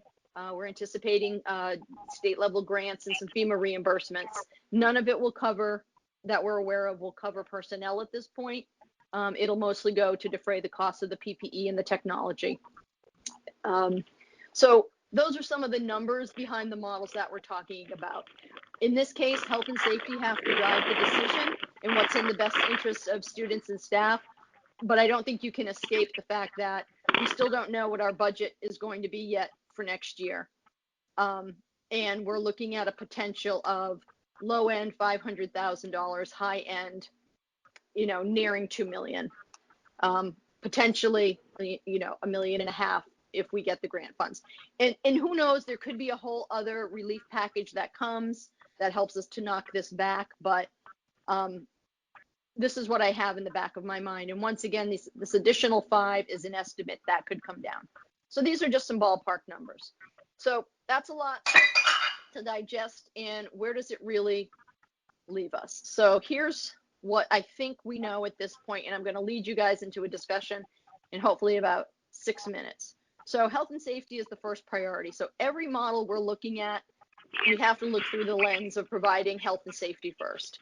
The states asked us to prioritize in-person learning. And again, I've said before, this has to do not just with Manchester-Essex, but I think Phil gave a great synopsis of it earlier on. There's the pediatricians and medical experts see drawbacks to both being remote and being in school. So it's kind of a weighing of the two options. And it may come down for many people to be a personal decision, which is the better risk to take. And that we aren't going to be able to resolve for everybody. But I think we have to perform our due diligence to show what the in-person options will look like. And if we have enough, if we feel like we can offer a quality program, be prepared to do so. So the in-person and remote learning models all require faculty and staff to return for a full school day. At this point, we're assuming even if we're in remote, given our current conditions, teachers would be able to teach out of their classrooms and have full access to all of their tools in order to deliver instruction. And then again, we have to be prepared at any minute to switch back to remote. So we have a whole parallel track of improving remote teaching, professional development happening as we're building the in-person models. So let's get down to it. By July 31st, I'd like to be able to indicate which path we're heading down. I think I will go and say, I don't think we can achieve full in-person K-12 in any effective way. So I would recommend that comes off the list. We could do full hybrid K-12, which is 50% of the load each day. So 50% in-person, 50% remote learning. We could achieve a split and do full in-person at the elementary. We would have to go to 4.5 feet social distancing and run a hybrid at the middle high school. That would have younger students and older students in the same family on 2 potentially different schedules. We can just, that's something for the committee to deliberate, but that would allow the middle high school to deal with the space concerns and the program issues, and it would allow the elementary to have full in-person every day. If you went to a split of full in-person at the elementary and full remote at the high school, then you would not risk, and I think you could swing the middle into either group. If you were full remote at the high school, you would pick up more space to distribute the middle school throughout the building, and the high school would be able to know right out of the gate it could run its full program online. There might be some pros and cons there, and then you could do a split of hybrid at the elementary and full remote at the high school. The hybrid at the elementary, I think the one positive that I saw in some of the reporting from the principals is that you can get to the 6 feet of social distancing if you went to the hybrid. So you would cut the load, you would cut the management of the guidelines every day, and you would be at 6 feet in the classrooms.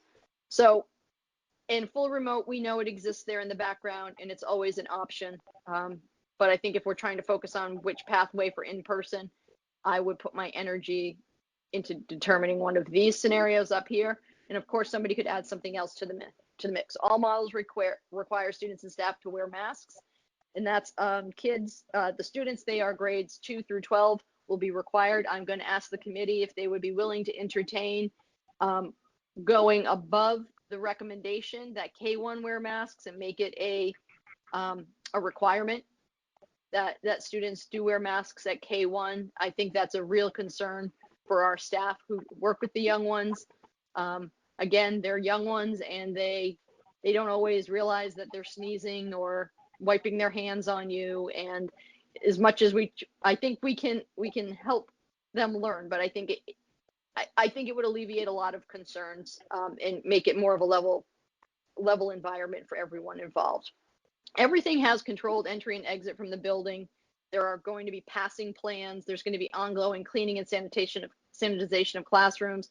We might be asking staff and students to participate in some of that, wiping down the desks after they leave, etc. And we're going to have an ongoing daily regular cleaning of the common areas in the bathrooms. These plans will be written up by the maintenance staff and published so people are clear on how we're managing these pieces. Everything will require full implementation of the DESE safety guidelines. And again, I'm going to keep saying it, that ready to flip the switch to remote learning on any given day and time. So things for the committee to consider in your deliberations. The full in-person model at the elementary requires 4.5 feet of social distancing. And we anticipate that if everyone is in, we need 90 minutes from the instructional day to do bus runs. In-person at the secondary is not feasible from a space facilities perspective, and would require housing groups of 30 to 60 students in large group areas. We would also have to go to 3 feet of social distancing. Wait, someone's ordering us dinner. Hold on.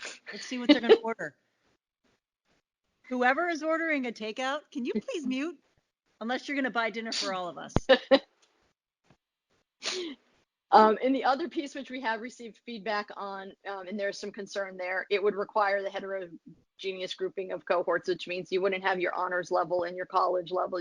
Everyone would just would be in a classroom, and instruction would be differentiated. I know Tricia was basing her model on kind of using math classes as an anchor. So then the hybrid model also allows for greater social distancing, again, 6 feet at the elementary, 4.5 feet. Hybrid at high school, again, remember, it only works to provide the full program if we accept that students will interact with up to 50 plus students a day, and teachers will interact with 25 to 50 different students a day. And I hit on that point again only to say that somewhat the high school would be inconsistent in that way from K-8, where there's a high level of priority on maintaining small groups of students that don't intermingle with one another. So we would be willingly making a departure from that at the secondary level. So those two pieces wouldn't sync up. 50% in person, 50% at home will require live streaming classrooms to provide real-time instruction. We've priced out the investment. So in our technology investment numbers, we've definitely included the tools to provide live streaming. We have to go through some training and some thinking about how that will actually play out. And then health safety of students and staff, staffing implications I mentioned, and program instruction and delivery. I think we can come back to this later. So before we get into our deliberations, just note that if we determine we're going with a hybrid, then we'll take on whether it's every other week, every other day, or 2 days on, 2 days off with 1 day remote in a week. I use these 3 models because I think there is a big push on the North Shore for districts to coordinate and try and come up with one common model that we would use. We think it will facilitate, we think it will be helpful for staff who work cross district. Everybody is going to be expected to be at work every day, so that creates a child care issue out of the gate. But if we all are working off the same playbook, I think it might be a little bit easier for people to coordinate.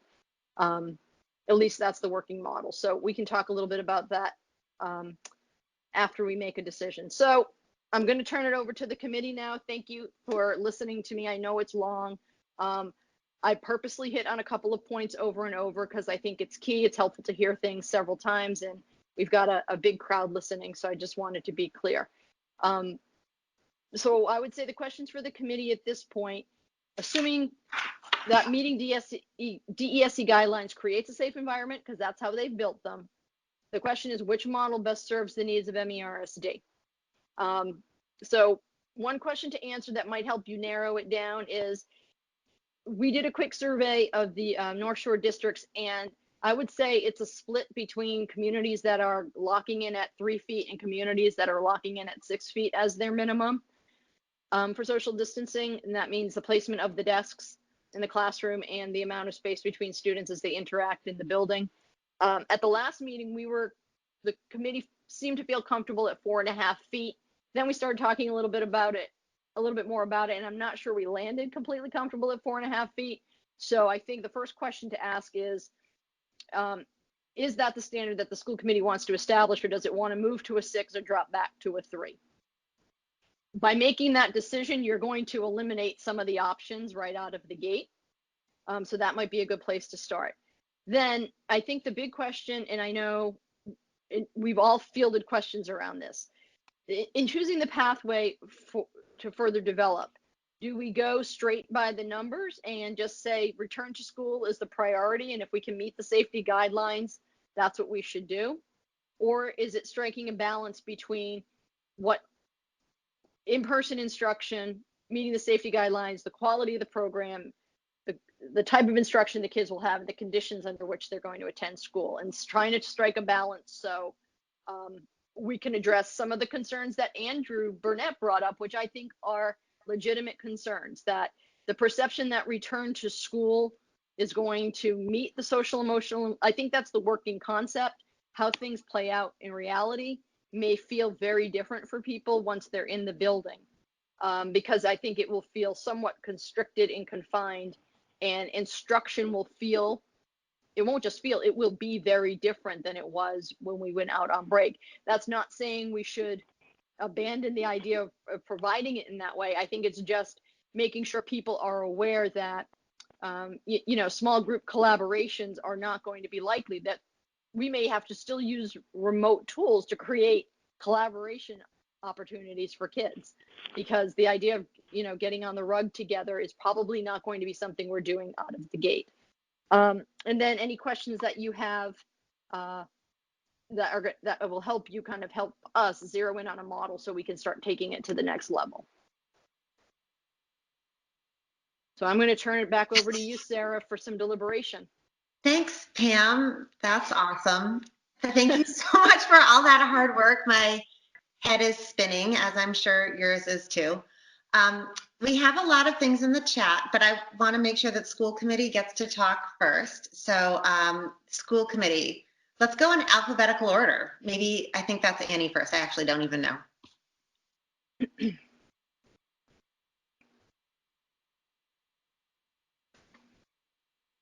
Anyone from school committee ready to share? Yeah, I'm ready. Okay. So, Pam, just some questions relative to the budget. Are we, I mean, 500K is a drop in the bucket here. So, to me, the full in school is cost prohibitive. We can't swing it. If the reimbursement is only 500K, I don't know how we can do this. So, can you speak a little bit about any indications other than the 500 that you think you might get? I honestly have no lens into what the state budget numbers are going to be at this point. I think there's been a full court press to advocate for the fact that the return to in-person instruction is going to require an incredible amount of resources to create the safe environments that have been outlined. So I think they're trying to apply pressure to them not to cut too deeply, but it's pretty much been radio silent. There was a lot of, a lot of frenzy around it in June and trying to read the tea leaves. And then I really feel like budget communications dropped off once people locked into their 112s or passed them. Yeah. Pass them at town meetings. So that's still in limbo. So, I'm optimistic. I probably don't have as much with what we're working on right now, not as much time to worry about it as I did in June. But I think you still could get a surprise. I can't predict at this point. I feel like, I just feel like we are in such an unpredictable state. I would hate to feel like to say that we're in the clear when we could, lose $600,000 tomorrow. Right, and I would hate to invest a significant chunk of money thinking we're going to go all in, and then 2 weeks into this, we have to all go remote. So I wonder if you can tell us a little bit about what you think the state's process is going to be when it gets all of these plans, because it sounds like on the North Shore, you are all kind of on the same page in terms of what you think you're going to be proposing. Is that the case? And is there anybody who's working directly with the governor's office, like any superintendents that you get a sense of kind of where this is going? So we're not working directly with the governor's office because there is a hierarchy. So we work directly with the commissioner. So I am on the state committee of representatives from each region that meets weekly with either the commissioner or the commissioner and his representatives from the Department of Ed who are working through some of these pieces for him. Everybody's in the same boat in terms of everybody's doing the best they can. I'm not confident of where we're going to be on July 31st, and I'm not confident of where we're going to be on August 10th. I think the idea of collecting the directional information, and again, they're setting a timeline that brings us into mid-August before we have clarity. Right. Yeah. Is to get a sense of where people are. What are the issues that are starting to pop up? I think the concept was get everybody into the building, but I think they're anticipating hearing that it's not feasible in most cases. So I'm going to just tell you where. Sends them back to the drawing board in a whole new set of guidance in a whole new direction. I'm also going to be really frank because at this point, I won't be surprised if we go through this entire exercise only to land on August 10th or 20th and they say statewide we're going remote. Yeah. So, and I think to speak to both camps is the wrong word, but there are different opinions on how this should be handled, and a lot of it is just opinion. And I think we're really searching for the facts, right? So if you come back to how the pediatricians and the medical experts, and they did spend a lot of time working with them to develop the guidance. They felt very comfortable and very confident with that information when they put it out at the beginning of the summer.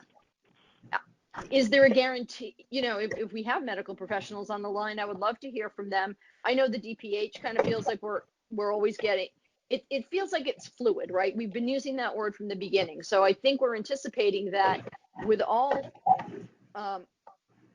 good faith, these are guidelines that will work under the conditions that exist in this moment, but nobody really knows where we're going to be 6 weeks from now. So I think that's the wild card in all of it. So can I tell you what I'm thinking? That's why it sits in the middle, right? It gives you a toggle option. You're Right. preparing for both, and you can swing either way pretty easily. Can you go back to your questions slide? Sure. Because I think when I look at this, I think we should pursue a hybrid model that prioritizes kids with special needs that need to have in-person services and instruction. That kids have some face time with their teachers in some way. That kids can do labs. If somehow we can open the building for labs, but that most stuff is happening. It's almost like an open campus. And I think, Sarah, you had some ideas that we talked a little bit about, but I think I would rather that we had a hybrid model that prioritizes when students and teachers need to see one another, as opposed to space driving it. Does that make sense? Yeah, I think, Annie, what you're talking about it's confusing because it's not a hybrid like we're describing hybrid with kids half in and half out. I think what you're describing is remote learning, but if there's remote learning, and this is my question, would it be possible to have remote learning, but with opportunities for kids to then, in scheduled times, have time with their classes at school, outside, special education, or a group to go into a lab? If the schools were not full of children, could small groups go in? So I think technically that's remote learning with opportunities to visit the school at scheduled times. And I don't know if that's an option.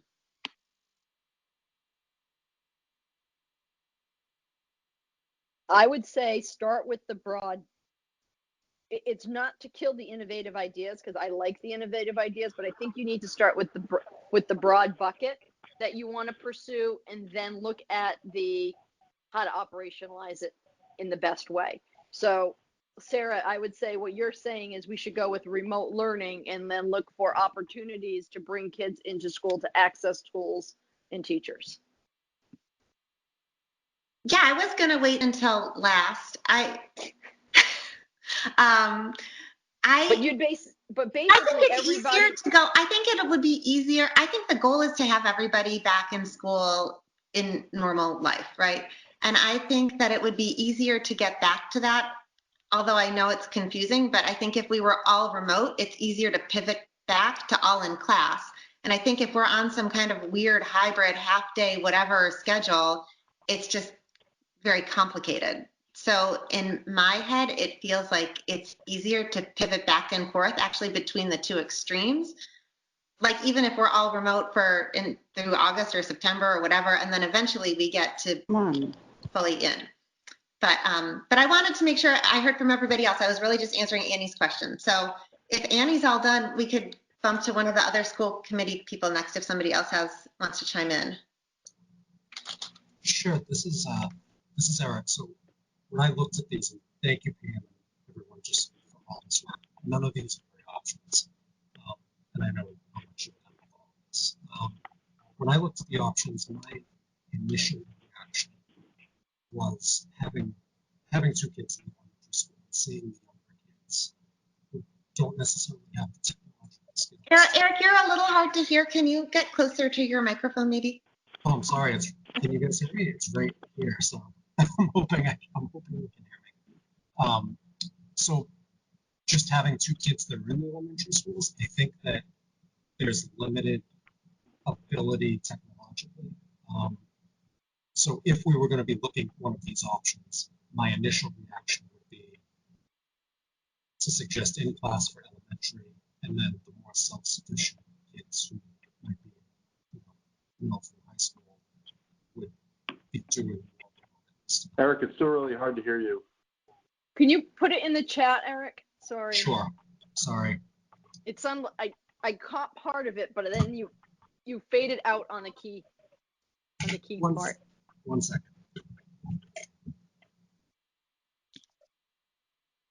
Well, he's. I know Eric's coming back, but I think he was saying in person K to 5 and.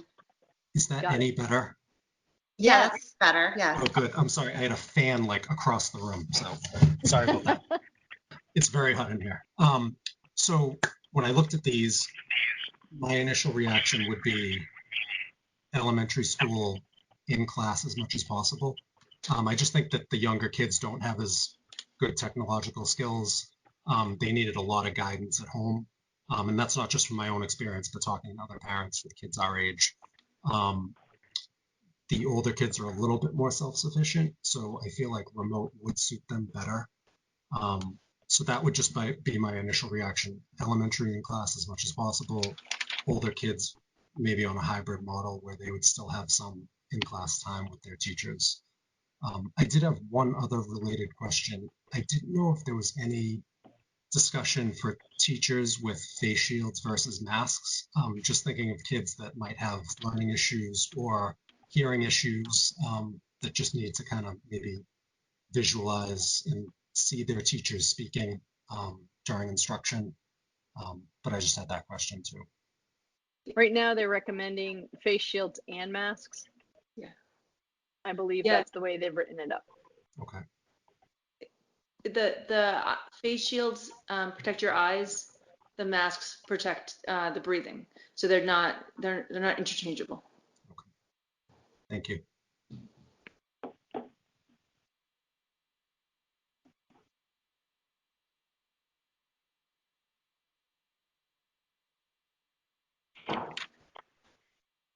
Shannon, if we're going alphabetically, are you up next?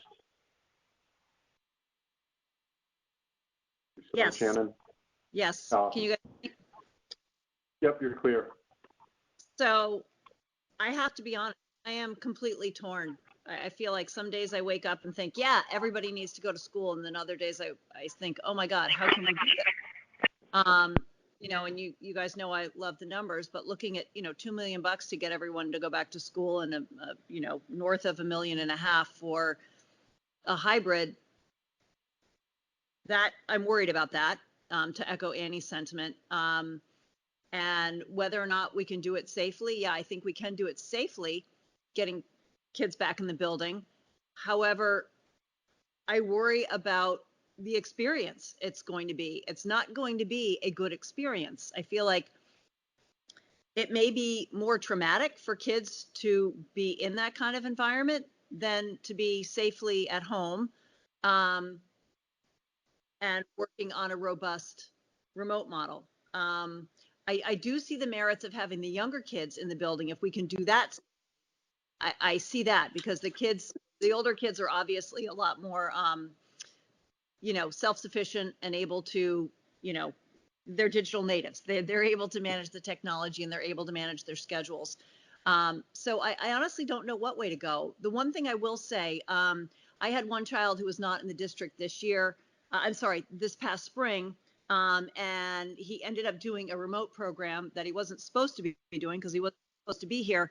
But I felt like they provided something that was incredibly robust, and the kids made a lot of connections virtually that I wouldn't have expected.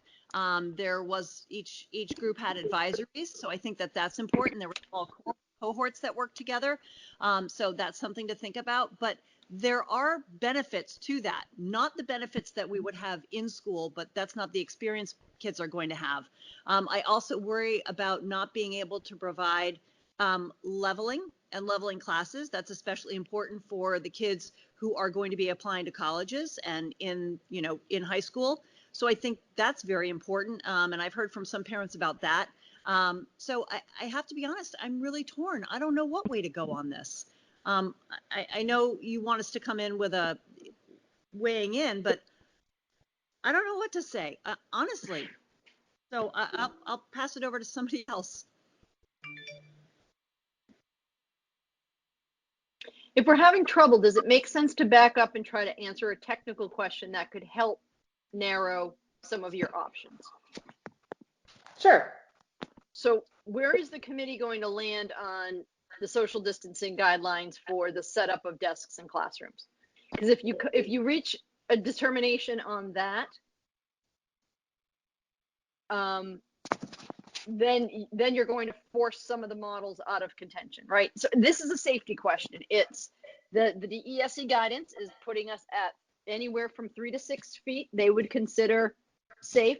It's backed by the research that was available at the time that they were putting those guidelines out. I think the big lift there is that it seems to be in conflict with the standard CDC guidance for 6 feet, although pediatricians have been weighing in and they seem to endorse it as it applies to the environment we're going to be going into. Again, I feel way out of my depth. I am not a medical expert. I am not a public health expert. So what we can do is read and interpret. The DPH has been great. I think the conversation we had in the advisory group, and people who were there can check me on it, was on 3 to 6 technically works on paper. The practicality of implementation is where we're going to probably get into trouble with it, because if you're not really adhering to the social distancing and the mask wearing and the number of people and the time spent in a contained group, that's where it's going to not have its greatest impact. So, I think if you land on 4.5 feet, you've got a variety of options of how we can organize the building. And I realize that we're going to go to a lot of anecdotal information, but some of this truly is an exercise before anything else in understanding if we can get into the building in a safe way. That's really the question that we're trying to answer here. And then the next layer of it is, in such configuration, what's the best possible program we can offer? So if we don't feel that we can get into the building in a safe way, and you're going to say, go organize remote, but give us remote that has some type of touch points in it or interactions, then we'll go pursue that. We'll report to the state. We'll see if they come after us.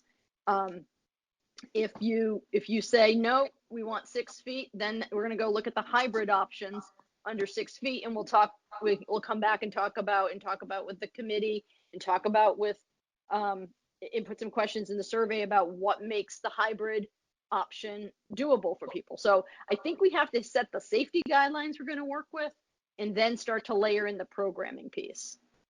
And I know it's been a frustration for people, but that's why we spent a lot of time just looking at at different levels. It's a different challenge, but just the challenge of how to organize kids in the building is something we typically spend 3 months a year on. Like, the high school and middle school will start its planning process for the next year in February.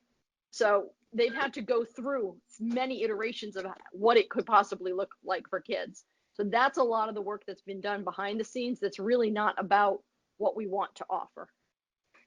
Then we kind of compared to, if we can organize them in this way, what kind of program can we offer? So let's try to stick to the safety components first. Is there a strong sense in the committee from the guidance that you were able to review, from the models that have been laid out, from the discussions that you've heard? Are you comfortable with less than 6 feet? Okay, I'm going to speak to that. I'm ready. I think that I know that we could keep the children healthy with a less than 6 feet distance, but I have become a pro 6 feet convert. So I would advocate for 6 feet as the minimum for distancing at all the levels. And in part, that's because I really do care about the social and emotional health of the children. And one thing that I read, and I've read a lot about this, and one thing that I've read is, thinking about the kids' social and emotional health and what's going to make them feel safe. They've been in an environment since March, as we all have, where 6 feet, they hear that 6 feet is a safe thing. They go to Crosby's and it's, stay 6 feet away. They go to church and it's stay 6 feet away. Everywhere 6 feet. So I think it's very confusing for them to go to school and change that up and have their desks 3 feet away from each other or 4.5 feet away from each other. Also, in my experience as an early child professional, I know that even if the desks are distanced, I think it's going to be very, very difficult to actually keep the children 6 feet apart from or 4.5 feet apart from each other. So I think the biggest cushion that we can have in order to keep them at a safe distance is the most realistic. So I would say 6 feet across the board, and then we can start thinking about options from there.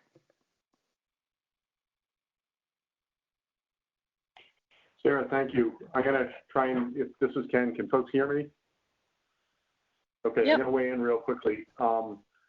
There's a spectrum between 3.5 and 6 feet, and Pam, like yourself, I'm not qualified to speak to that. Although I guess what I will say is, through all this, I'm glad to see the message that safety comes first. And I'm going to revert to a little bit of business speak and look at the stakeholders here, which are the students, the teachers and staff, and the families. And everybody falls somewhere on that spectrum between 3.5 and 6. Depending upon what I'm reading, what I'm hearing, I fall somewhere on that spectrum. I think what's going to drive this really is kind of evidence over time, and I have a really hard time seeing that at any distance we're going to go back in. And I think whatever distance we pick, if we pick 3.5, there's going to be some drop off of people that will participate in person from teachers, families, and students. And where school works well with all the social emotional, if I've learned anything in the past 4 years on the school committee, it's where people are operating from a place of safety and comfort. So I guess, Pam, I like what you've looked at here. I think if I'm going to try and sum up where you're at, we're thinking big, but it's almost like the approach is we got to start small so you don't have something big and trip. So start small, we're thinking big, and then there's going to be some sort of time between now and vaccine where we're going to scale in a safe sense. And I guess I like that we're planning the whole spectrum. I'm going to say we got to get people safe. My own personal experiences, I'm not an expert, but I've spent time into work quite a bit on and off over the past 4 months. And I've seen just even the degree of time it takes individuals, adults, professionals from many years of experience to get comfortable being around other people, even if it's one per classroom or one per conference room. So there's going to be, I can't see any way around this other than to start with even just staff working remote, getting comfortable, getting to a place of safety. As Sarah said, bringing back the students that have the highest needs or can be managed the most safely and figuring out how to scale from there. My input. So 6 feet is, I think, what I'm hearing, but you're also presenting the concept of the staggered start. Yeah, and the 6 feet, as evidence emerges, we may shift that and we may find different things. And one thing I've seen in person, particularly people that haven't worked together, that were home for 2 or 3 months, as they developed comfort, as they developed trust, people even got the basic social norms of how close do I stand to you when I'm having a conversation, where's my safe place to go? People felt more comfortable and their level of function improved. So we're going to have to work through that for everybody coming back in because we haven't been there since March 13th.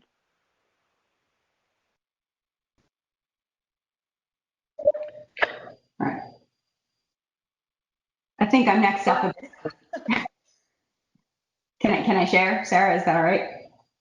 This is Teresa. Is she there? She might. Go ahead. She might be nodding. Okay, I'm going to go with yes. Yes, yes. Thank you. Okay, so looking at the elementary level and even sticking with this idea of just safety, and let's talk implementation for a minute. So a couple questions. One, I know Andrew had asked earlier in the chat a long time ago, and I just want to clarify. This distancing is seat to seat, correct? Yep. Seat edge. And do we even have access to desks to this many desks? So we have that all available? Yes, because we're getting the shipment to Memorial for the new school, so we're able to move tables out of Essex and bring the older desks over, but they're the right types of desks. Okay, so we have access to that. So if I'm just picturing in an elementary school classroom, I have a rising second grader, and this distance between seats, children have to move between that. So how do they actually maintain that distance between each other if they're actually having to walk down the aisles? How do we maintain? Are we looking at a greater distance between to account for that? Follow up to that is, how does a teacher, and I'm not trying to, I really want to know these questions. how does a teacher, a young child, look around that corner and comment or have any input to that child's work? I mean, do you hold it up from 6 feet away? I don't understand how this works with small children. So that's my first part of that. And then Before Pam starts, I just want to ask everybody one more time to please mute your phones, especially if you are a recent call in. Please look at your cell phone and make sure that it's on mute so that we can hear everybody. Thank you. And then just to sort of get it all out, and then Pam, you can just sort of take it. Sure. The other parts of that would be that I'm concerned about putting teachers in the role of enforcers of this situation. I've been watching closely a local camp and seeing how they're trying or the stated goals with distancing and mask wearing and everything, and how that actually plays out in real life with actual children is very different, and that's even outside. And so teachers having to be in the role of enforcer is concerning to me in a big way. And then the last part of that would be, although I will say if this were an in-person thing, I would be wholly in support of your question about making it universal and including K&1 in mask wearing. I would definitely be in support of that. And then my last concern for question is this planning for possible 20% teacher attrition for leaves for health concerns and other. How does that affect our program? And are you looking at specific teachers? I mean, have teachers had input and said we are, or is that just an estimate? And how does that, I mean, who's teaching the kids at this point? We're working backwards. It's an estimate based on a couple of articles I've read, but it's also bearing out that just at one school, we're looking at a few leaves already that would land us in the 20% range. Okay. So I think it's a safe estimate. It could land a little on the high side, but I would not be surprised if we're upwards of that either. So it's a working model. I'm hoping to have a little bit of a better sense over the coming weeks of who's going to be concerned to return to school. So not to get into too much, I think the question you ask about, the comment you make about teacher as enforcer is something I've thought quite a bit about. I know staff are concerned about that as well. And the whole idea of what does feedback look like, I think that's one of the things that I think, they're making clear what I think their preference would be for what the fall would look like. But I think that's one of the things that they want to be able to start puzzling through. So if they have to go back in this situation, what does that look like? I think, we don't have time for an in-depth discussion, and maybe we could build that into the next period. But if you just take it and play out the guidelines, it looks a lot like maybe what school looked like for us, which is you do the piece of, you do the work. It's not what we do. It's what we did in the past. And it's the very structured stand and deliver type of education where kids they're working independently within a group and they're handing things in. And you're getting your papers back the next day. That's a very rudimentary answer. And I'm sure if we opened up the chat and went through and let everybody kind of give an idea of how they would handle it, they would have much more creative ideas. I think you could leverage technology. I don't think any one of these pieces, we escape the use of technology to create connections and to create feedback and exchange, because it's going to feel it seems to me that it would feel very stilted in the classroom. And to your point, they would be probably spending more time concerned about the guidelines and adhering to the guidelines and making sure kids were following directions. I think what we don't know, and we won't know to Ken's point until at some point we're kind of going through this process, is how long does it take the kids to adapt to the new rules where it just becomes second nature to them, and we're into a new environment where people learn to function and kind of regain some of the old sense of closeness and being in a classroom. I think we anticipate the worst case in the beginning. There will be a period of adjustment, and I can see us getting to the other side, which is why I think some of the safety guidelines might help us to put some structure around the decision making, because we can all imagine the worst case scenario and what can't work. But even if we say we're going remote for all of September and October, and we'll see where we're at, in November, we're going to have a model in place to start to roll out to bring people back in. So I think we're not going to escape having to make some difficult decisions about how we structure that so we can be prepared. And if one of the things that I'm hearing is it feels too late in the summer already to be making these decisions, well, we've put quite a bit of elbow grease into it up to this point. Let's at least get something on paper that we can continue to develop. And if it doesn't go into play until 3 months from now, it can be fine-tuned to even greater level while we're in remote learning. But I don't think we should kick the can down the road.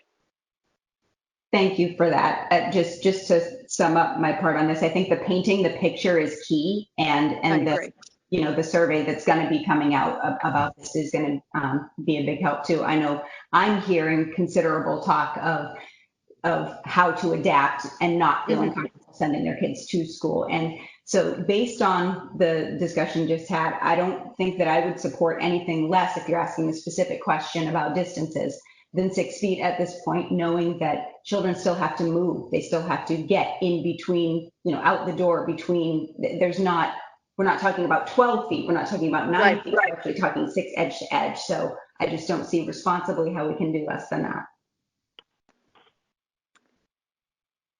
Teresa, I agree with you on that. So if we're going to start with that question that funnels everything down, yeah, I'm at 6 feet too. Does somebody want to make a motion? Oh, actually, I saw that Matt's called in. Oh, great. So Matt, Yeah. is Matt Harrington here? Yes, hi. I wasn't sure with the swearing in part if I to speak or not, so. No, it's good to have you here. Did you get a chance to get sworn in? I did not today, no. Okay, so Matt is here, which is awesome, but he's not allowed to vote. But Matt, I would like to hear your opinion. I know you have young kids who aren't in school yet, is that right? Correct. Okay, but the question on the table is, if we're thinking about the distance between desks, the Department of Education is saying either 3 feet, 4.5 feet, or 6 feet. And we're having a debate right now about what we think would be best. Have you had time to think about this? Do you want to weigh in on this conversation? Sure, yes. No, that's okay. So I'm the director of operations at the Foxborough Charter School, which is a K-12. So we're having these conversations every day. We've decided on a kind of 1 week on, 1 week off with maintaining the 6 feet distance. We also thought that 3 feet was too small.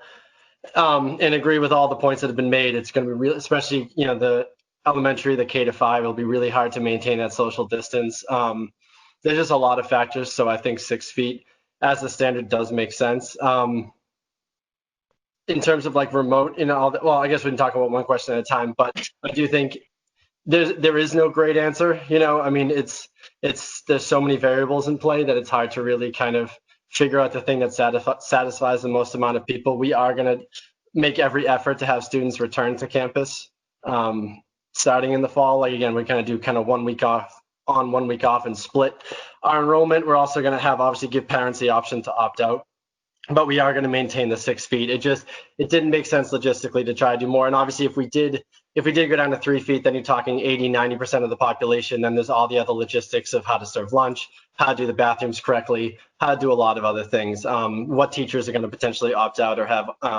pre-existing conditions that would prevent them from teaching. So we thought 6 feet was the right standard to keep, and I agree with that as well. Okay, thank you so much. That's awesome to have your input. So do I have a motion from school committee to put our number at 6 feet distancing? Yes, I will make that motion. I don't know how you want me to word it, but I move to use 6 feet as a standard in our planning for any in-person scenarios going forward. Okay. Is there a second? I second Whitman.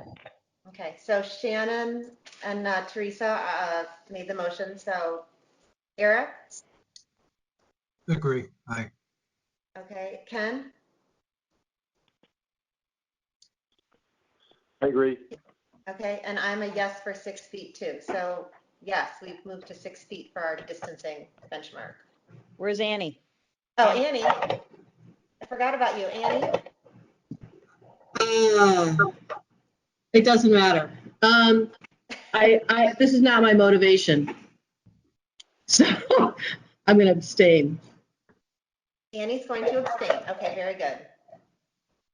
So Pam, there we go, 6 feet. Okay. So let's go back to the models.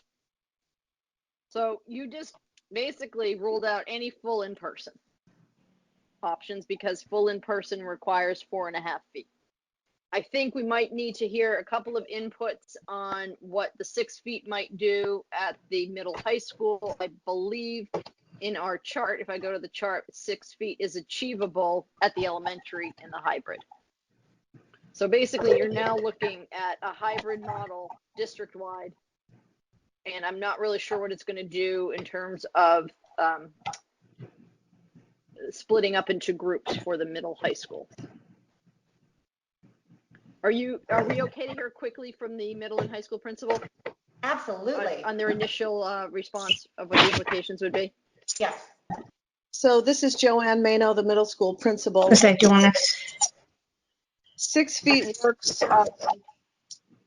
initially for 6th and 7th grade. It will tight depending on what move-ins look like. It does not work for 8th grade across the board. So 6 feet puts at 10 students in each classroom. And based on the current model, we do have some classrooms with 11 or 12 students in them. And we are getting move-ins already right now. We're getting some move-ins into the district. So that remains to be seen. Thanks, Joanne. Hi, this is Trisha Puglisi, high school principal. I can just tell you what that means for us. We have 50 sections that have over 20 students in them. 6 foot distancing means 10 students in a classroom. So those 50 sections would need to be reduced, which would mean collapsing elective programs, which would also lead to students having blanks in their schedules and really focusing on the core curriculum. So if we were able to go to 12 students, and that would mean 12 sections or over 24 students, and we probably could work those out a little bit more manageably, but that would be 4.5 feet. So I just wanted to add that information.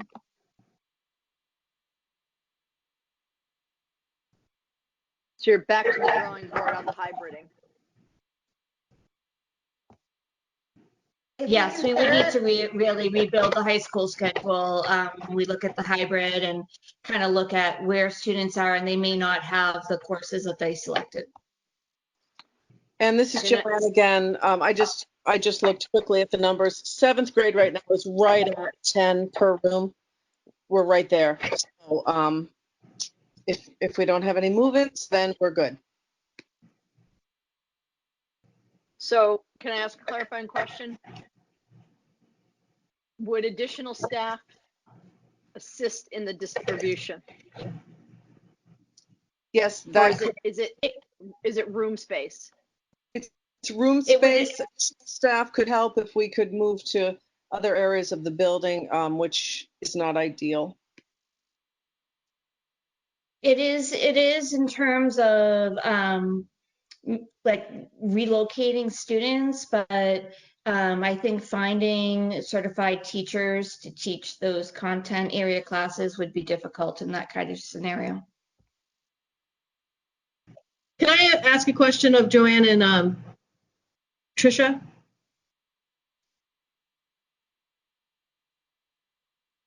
Yes. So, educational quality. Tell me what you think the better delivery model is going to be. Is it going to be hybrid? And I know I'm putting you on the line and you can say I don't want to answer that. But it just seems to me that we are trying to force people into the building when I want to know what is going to be the best educational outcome. Is it going to be in person or remote? Because if we're hiring people to kind of not babysit, but I feel like the way we're making this decision doesn't, it just doesn't work for me. I want to know what's the best way to deliver instruction and get the best outcomes, and how do we do that as opposed to spacing? So Annie, this is Joanne, and I don't mind putting it out there. I'm a frank communicator. So our job is to educate students, and our job is also to keep students safe. And I think both suffer with any kind of in-person model at this point. I would fully get behind a remote model for education, and then in keeping with Sarah's idea, finding ways to bring kids into the facility in person for SEL and connections. We can do that outside more easily than we could educate in an outside classroom. I think we can get extremely creative around that idea, and I know teachers would be ready for that. I can answer that question as well for the high school. I am concerned about the kids' social emotional health, and I think that being social is part of being an adolescent and a teenager. However, I find that bringing kids in terms of instruction, bringing kids in is not helping the instruction and learning process. I think if we teach up the teachers in terms of how to deliver a robust online experience for students that has accountability, that it will lead to better outcomes.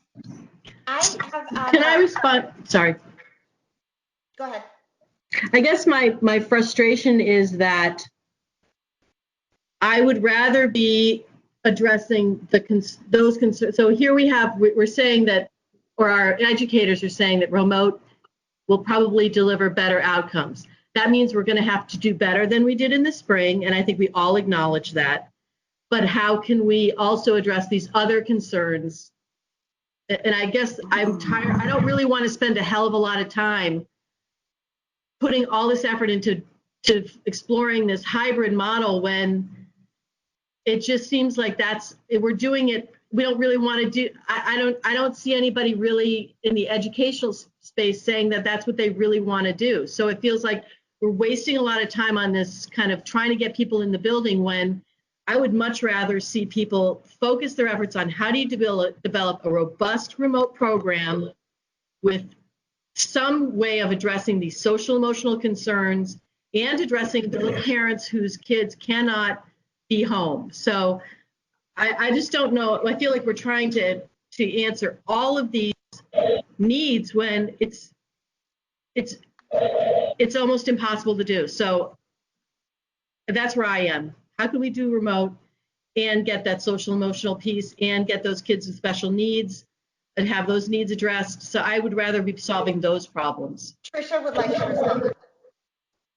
I'm kind of thinking back to, I think Sarah, you may have said this, is that maybe having like a tiered response in terms of who does have access to go into the building. Is it the special ed population that needs very specific support in the building? Is it kids that are doing labs, maybe on a alternating kind of day schedule?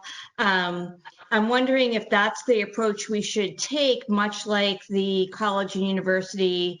So taking in terms of who really needs that face-to-face and really where does that robust online experience reside? I feel like at all the levels from K to 12, were we to be all remote, we have a lot more flexibility in how we're able to use the building for social activities, like having the whole class get together for a distanced, time in the gym, like a big circle time or whatever. Or having kids come in and individually meet with their teachers, or having families come in for a conference. Once we get the buildings full of children, it's impossible to have any kind of flexibility for people to come in and out, because we're kind of stuck in a bottleneck once we're full of kids. So that's what concerns me.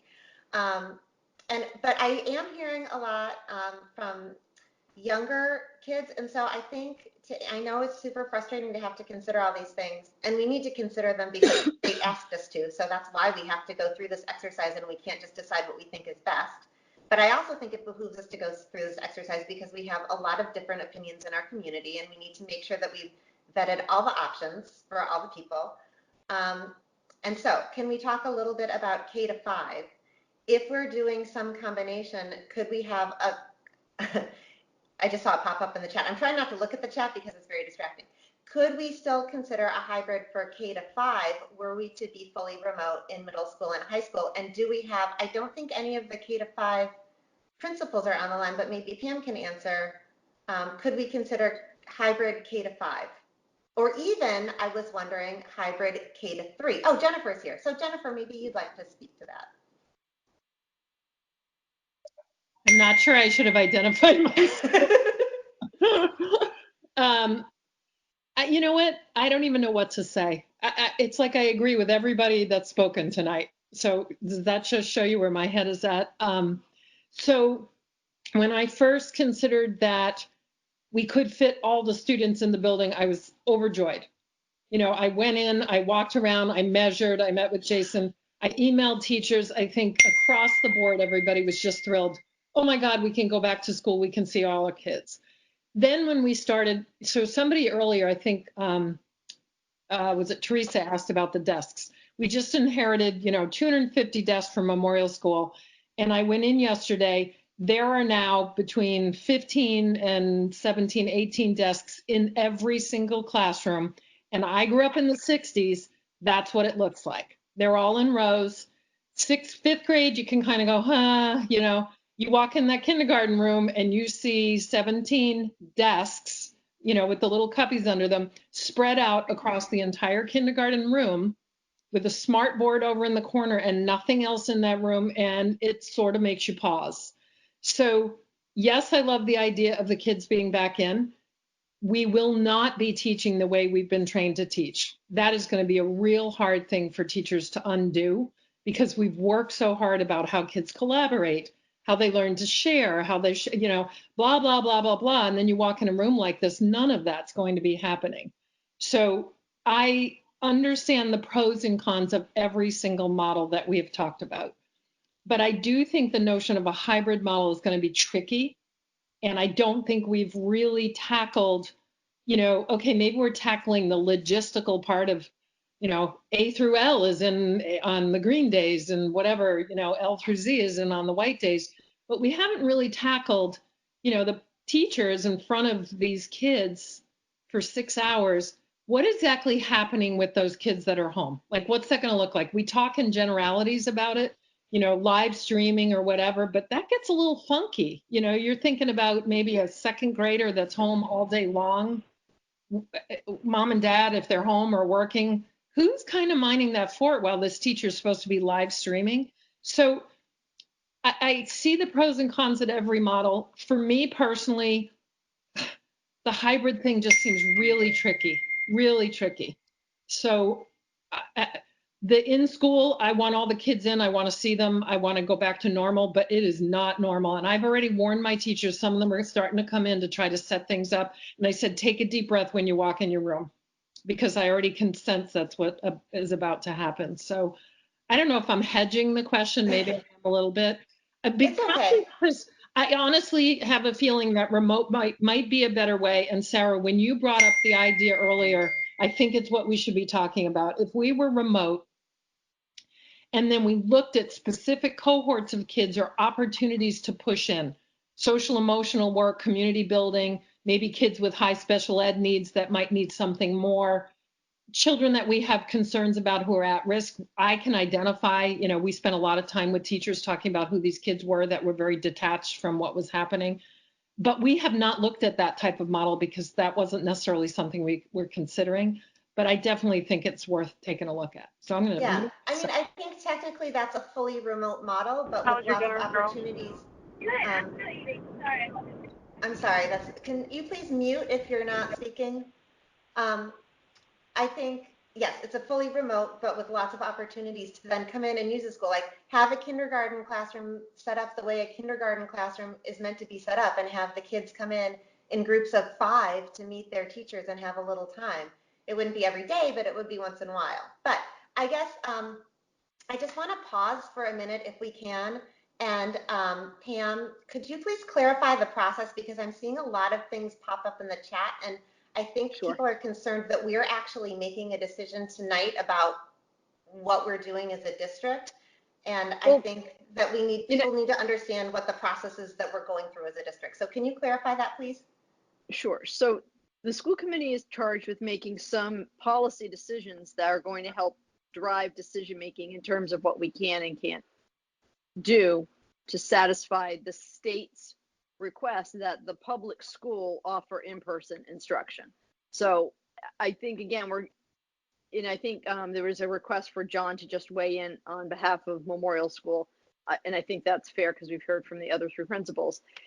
I just want to pull us back to, again, what we're trying to do is create a plan. We're not deciding whether we're going back or not tonight, but we're deciding on how we can how we can offer a safe plan for return to in-person instruction. And I think the statewide request, and I think it's a legitimate one if you take into consideration the entirety of the state and equity issues, is that schools do the best that they can if they have the facilities to do so, to create a model that allows students access to in-person education. Because not for every student is remote as robust as the in-person model. And I think we have to take that piece into consideration here. And a conversation that we haven't had is the implications on, there is a child care component to this.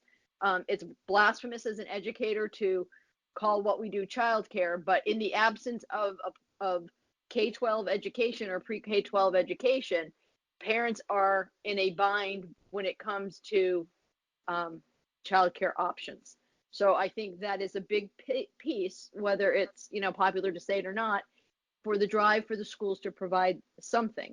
And I think Tamar did mention in the chat that a piece of the hybrid concept is the choice piece for parents, that if you're not comfortable having your child in school, you don't send your child to school and you avail yourself of the remote option.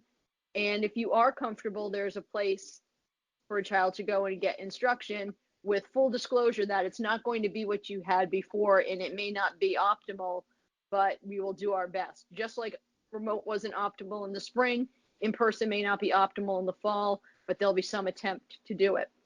I think if we can at least come up with a construct for providing in person, whether it's September, October, November, or January, the more we do now, the more we'll have a long-term game plan for getting to it. And then we can kind of debate and have the public discourse about our readiness to do it in September, or whether or not we need a longer runway to get there. But, I think to Phil's point, we can't make the decision based on emotion or on what we might do personally. I think we have to try to set some standards by which we can make the decisions to offer something and see. Part of it is an exercise in bringing kids back into it. Part of this is non-instructional in its exercise, and that's the frustrating part. Thanks, Pam. Did Mr. Willis want to join in? He is having some technical issues. He's trying to get on. Got bounced, I think. Right. So I think the question again is I think you had an honest conversation about assessing the 3 to 6 range. Did I just go out? Can you guys hear me? Yeah, we can hear you. Okay. I think you had an honest conversation about the 3 to 6 foot range. The 6 foot is consistent with the CDC guidance and is at the upper end of the DESE guidance. So I think that tracks to a fact-based decision. And in doing that, while it's not optimal and may not be preferable to get to 6 feet separation at the elementary school, when and if we return, you would need to do a hybrid. You'd have to split your cohort because there's not enough space. I mean, one other thing you could possibly look at is, and this gets to Andy, at some point you're turning yourself inside out. If you went with the hybrid at the elementary and full remote at the middle high school because of the programming implications, then you could, I don't know if you can retrofit the middle school to have elementary kids in there, but maybe you bring them all in and they're spaced out all over the district. But I think there's going to be a lot of facilities implications to that. And right now, tonight, we don't have to decide the how it gets done. You just have to directionally say, we're going to pursue this for further study. I think that's where we're at with this.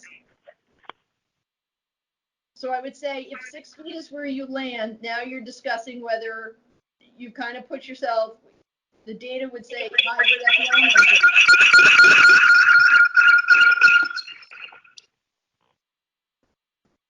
that's me. Give me a second. Is that better? Much. Okay. So 6 foot would put you at a hybrid at the elementary, and now you're at a decision point with the middle high school because they need 4.5 feet for an every other day. They can go back and study it some more. Maybe they break it into, three groups that come through over a 3-day period or something along those lines. But you heard from them that to deliver the program, remote learning is better. So I think our next decision point is which of these models best suits our needs. But okay, so Pam, thank you so much for that. But can you talk about can you talk about the process that we're going through as a district? So we're having this conversation. We've got another group. There's going to be time for parents to input both through the town halls and through the survey that's going out. Can you just talk us through that process? Because I think people are really concerned that they aren't going to have a voice. Sure. So over the next couple of weeks, we are basically next week, everybody's going to receive the draft plans. We'd like to give them some sense of the direction we're going to go and narrow it down for them a bit based on the guidelines that the school committee has established. But with the draft plans, they're going to get a return to school survey. So we're going to be able to collect some data on who is comfortable returning to school under any of the models, who under no circumstances is interested in coming back to school, who will avail themselves of transportation if it's offered. So we'll have some numbers behind it. I think my caution is at some point, it's not really a vote because there's probably going to be a split in what people want. And if we're a public school, we could be compelled to provide in-person services if we can. So it might not even be our choice. I don't know that anyone would stand in our way. So if we are truly committed to the remote component and we want to go down that road, I feel like we should report that out at the end of July. And then take some feedback from parents based on the decision. I think you have to offer people options to respond to. Otherwise, I've had many of these meetings now, and they are a lot of sharing about anecdotal information and personal opinion, and it's very hard to get to a fact-based decision about is it safe to open school, and that's basically the decision we're trying to make. I have one other comment that I'd like to make just on what I'm hearing, and that's that the idea that when students are in a hybrid model and some kids are at school and the other kids are like watching what's happening in the classroom through a webcam, that's just not quality remote instruction. Like there are so many ways we can do quality remote instruction, and I know that the teachers and the principals have been researching a lot of the programs and the tools that they can use, but I think having a camera in the classroom watching the teacher wouldn't really be considered quality remote instruction, even though it's maybe like a way of participating from home in a pinch. So I just want to make sure that people are aware that it's really different. Like watching what's happening in a classroom is really different than having a fully integrated remote experience. So just to clarify, the intent would be to use live stream to create an interactive connection to the home. So there would be obviously some participation in the direct instruction, but the concept, as we've learned about it through a case study through a school in Germany, is that you actually create kind of hybrid collaboration groups of peers who can then, get some direct instruction and then pivot to their Chromebook and maybe log on with 2 people from home and create a small group chat to process through an exercise. So please don't get the impression that the intent is just simply to have a camera feed of the classroom. It's to design the classroom to be connected to the cohort that's outside and have them interact together. It'll be a tall lift, but it's not just streaming. It's using live streaming for the connection, but it's designing with the 2 cohorts in mind. Okay, thank you for clarifying that because that was a little confusing. Mm-hmm. And as a parent, I just want to kind of make a comment or question. We all kind of already do this as adults where you have people. I'm sorry, Tamar. I'm sorry. We're not having public comment right now. Sorry. That's okay, but thank you. Just if everybody did, we'd get really bogged down. But thank you so much. I mean, it's totally the committee's purview if you want to set us off to examine remote learning. If that's the path you think is better, or if you want to do a staggered start. I think we need to try to keep some guardrails on the discussion because the possibilities of what could be done are infinite. And I don't know, I mean, I'm going to say this with respect. I don't know what we're doing through the survey is really a vote on which direction we're going in as much as it is collecting information on where people may make a decision so we can use the numbers to plan effectively. Like the interest in knowing is in part, if we're going to have a 30% reduction in students attending school, well, we'll have 70% of the students that then have to be split over the two cohorts. So we have a better sense of how to manage that. If it's a 50-50, then we know what we're looking at. We know how we have to plan for resources to support the home. There is even some discussion, I don't know that it's going to be ready for the very start of the school year, that if we did go to an in-person model, that we could outsource the remote learning to a state contract. You know, so again, I think we can talk, I think the timeline for implementation is one discussion, whether or not we're ready to undergo this in September. But I think like putting it out of our mind that this isn't ever going to happen is not a good way to plan forward. Again, we're running a parallel track. We are preparing for remote instruction because I think even the in-person models to get effective interaction with students requires us to use remote teaching techniques to create opportunities for collaboration through technology. So technology has got to be a huge component of whatever we do. And again, I mentioned like 7 times in the initial overview, we got to flip that switch to remote whenever conditions require it. So we are scaling up to provide robust remote learning. That's going to take place whether or not we're preparing for a hybrid as well. So I know it's really tough because essentially we're asking you to make a judgment about, you know, interpreting guidelines for returning kids to school and whether or not you think it's safe. And I think that's what everybody's struggling with. It's a difficult decision. I would, if you're asking for my recommendation, which you haven't, but I would identify an in-person plan that can be further developed for the occasion when we are ready to return to school, and take the pressure off yourself that it has to be done by August 31st. That the kids are coming back on September 2nd and into this. That maybe we can build in a little time to slow roll in, kind of like what Ken had described, and prepare for this in October.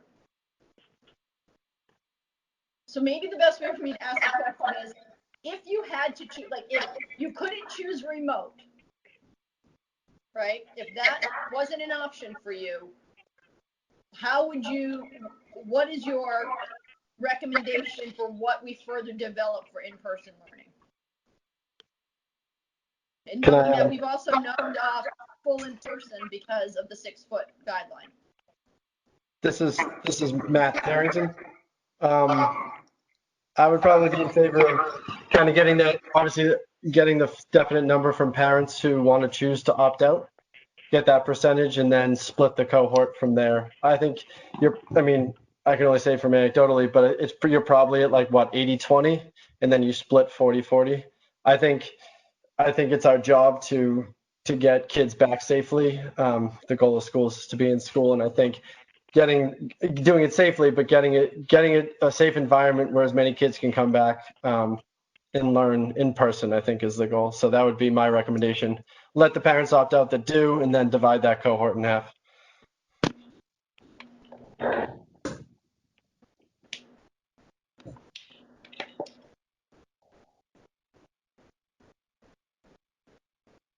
And yes, just to clarify, allow parents to, the opt-in is obviously not binding. You can't, tell kids they can't come back to school. So it's kind of, you can, I know there's like no, if you opt out at this date, you can never come back. That obviously wouldn't be one of the variables of it. Matt, this is Ken Warnock. I appreciate your comment there.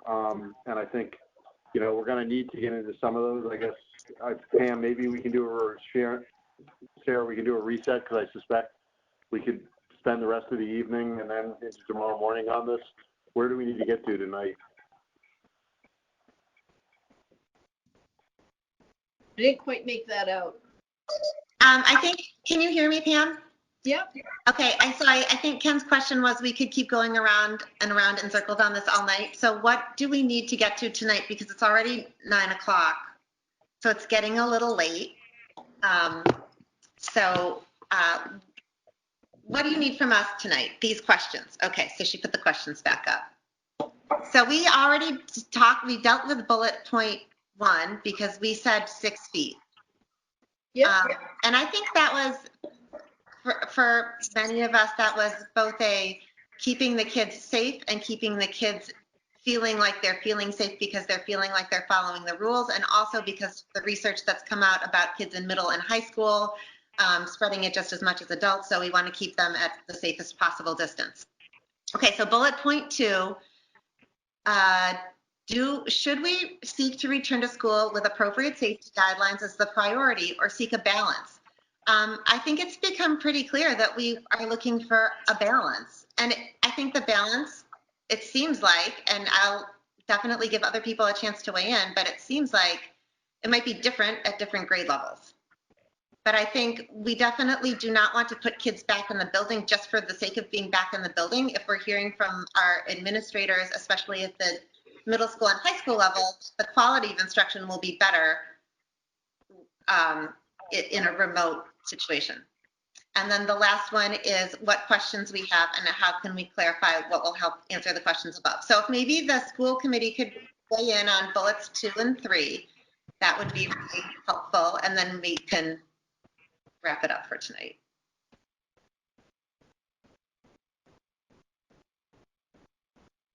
Any last comments? I'll go down my list. And actually, Eric's first in alphabetical order. Eric, do you have any final comments? Sure, thanks, Sarah. So the only thing I would say about bullet 2 is that I definitely don't favor just putting the kids in the building for the sake of being there. But I think inherently with the younger kids, there's definitely a barrier when it comes to technology. So that is more my reason for trying to get the younger kids back in the building, just because I think that the experience, no matter how robust the online learning is going to be, I think that there are just going to be some challenges that will affect some kids more than others, but I think that there will be a challenge there, especially with families where parents might not have as much time to dedicate to helping the kids with that technology. So that's my thought on that one.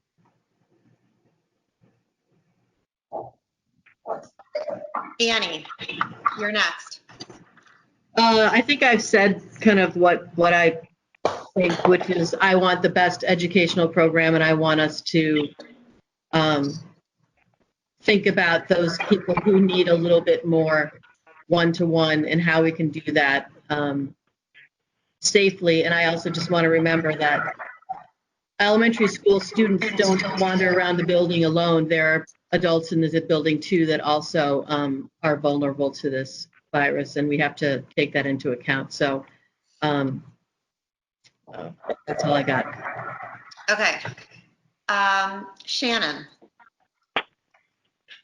So my thought is very similar to Eric's in that I don't think the younger kids can navigate a full online program by themselves without help of parents.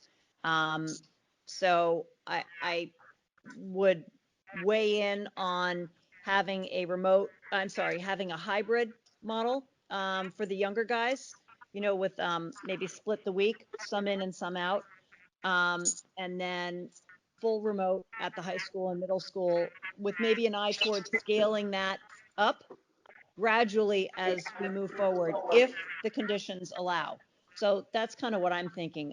The only question I have is if we talk about the hybrid model with the elementary school, the elementary school kids switching in and out with a cohort, a couple days a week, and then maybe everybody's remote one day, and then all the older kids on a totally remote model. Is that number still 1.6, or does that change with just doing the elementary kids on a hybrid? So I'm wondering what the financial implications. Pam, can you speak to that? Does that change that 1.6 number, or is that 1.6 number account for a hybrid at the elementary and remote for 8 through 12? I don't think I'd build that in. That's easy to put a column in for that. So does that pretty much clarify where I am, Sarah? I think so. Okay, so that was Shannon, and then Ken. Hi, I was going to say, Sarah, can you hear me okay? Yes. I really don't have much to say on this other than I think we've covered a lot of ground. I'm going to have to defer to kind of let the situation play out, but I think Pam has done a good job in reminding us that we're operating to meet certain legal requirements. And as a district, that's what we need to be kind of focusing on and making available. However, the thing that's really important coming out here is that with surveys or with feedback, people can make individual choices, whether they're teachers about their employment, or students and families about what their kids need. So I think a key part is going to be understanding from the surveys where people are at, because what we provide and what people are willing and able to take is, we're going to learn that over the next couple of weeks, as well as while we wait for the guidance to come out. So some families have needs that include, Pam, I'm glad you addressed it, kind of more the child care end of things, to be able to keep their family functioning economically and parents employed. And there are other families that have kind of more the space to do remote and to manage, and then there's the whole age range. So I'm as confused as anybody else, but I think it's with time and discussions like this and learning, we're going to get to a point where we can start small and be safe on the way up. That's all I got. Yeah, I know. All right, Teresa, and if you're not speaking, could you please mute your microphone? But I think Teresa's been waiting really patiently for her turn. Thank you. My concern about hybrid at the elementary level is that little kids need consistency. They need consistency throughout their day. They need it day in and day out. And so week to week, potentially that would be a little bit easier to manage, but I'm very concerned about having consistency at the elementary level with a hybrid model. That said, at some point we are going to have to go back. And I like, Pam, I really appreciate your admonition to look at this in the longer range, not just that this might be what we're dealing with at the end of August. Because at some point we will have to go back, and I would be in favor of a slow roll then, of starting with a hybrid at the elementary and continuing with or defaulting to full remote for middle and high school, because I believe we have a responsibility to the program. I fully believe that we have the responsibility to the program and that should take priority. Okay, so I think that was everybody from the school committee got to weigh in with their opinions on the bullet points. I know that it might all be a moot point, because the state could turn around any minute and say you have to put all the kids in the building if you can possibly fit them at 2 feet, and and they might turn around and say you just have to be remote all the time. So it's sort of frustrating, but we have to jump through all the hoops and make sure that we've considered everything as carefully as we can. So Sarah, can I ask the committee for one more quick poll? We don't have to get too deep into it.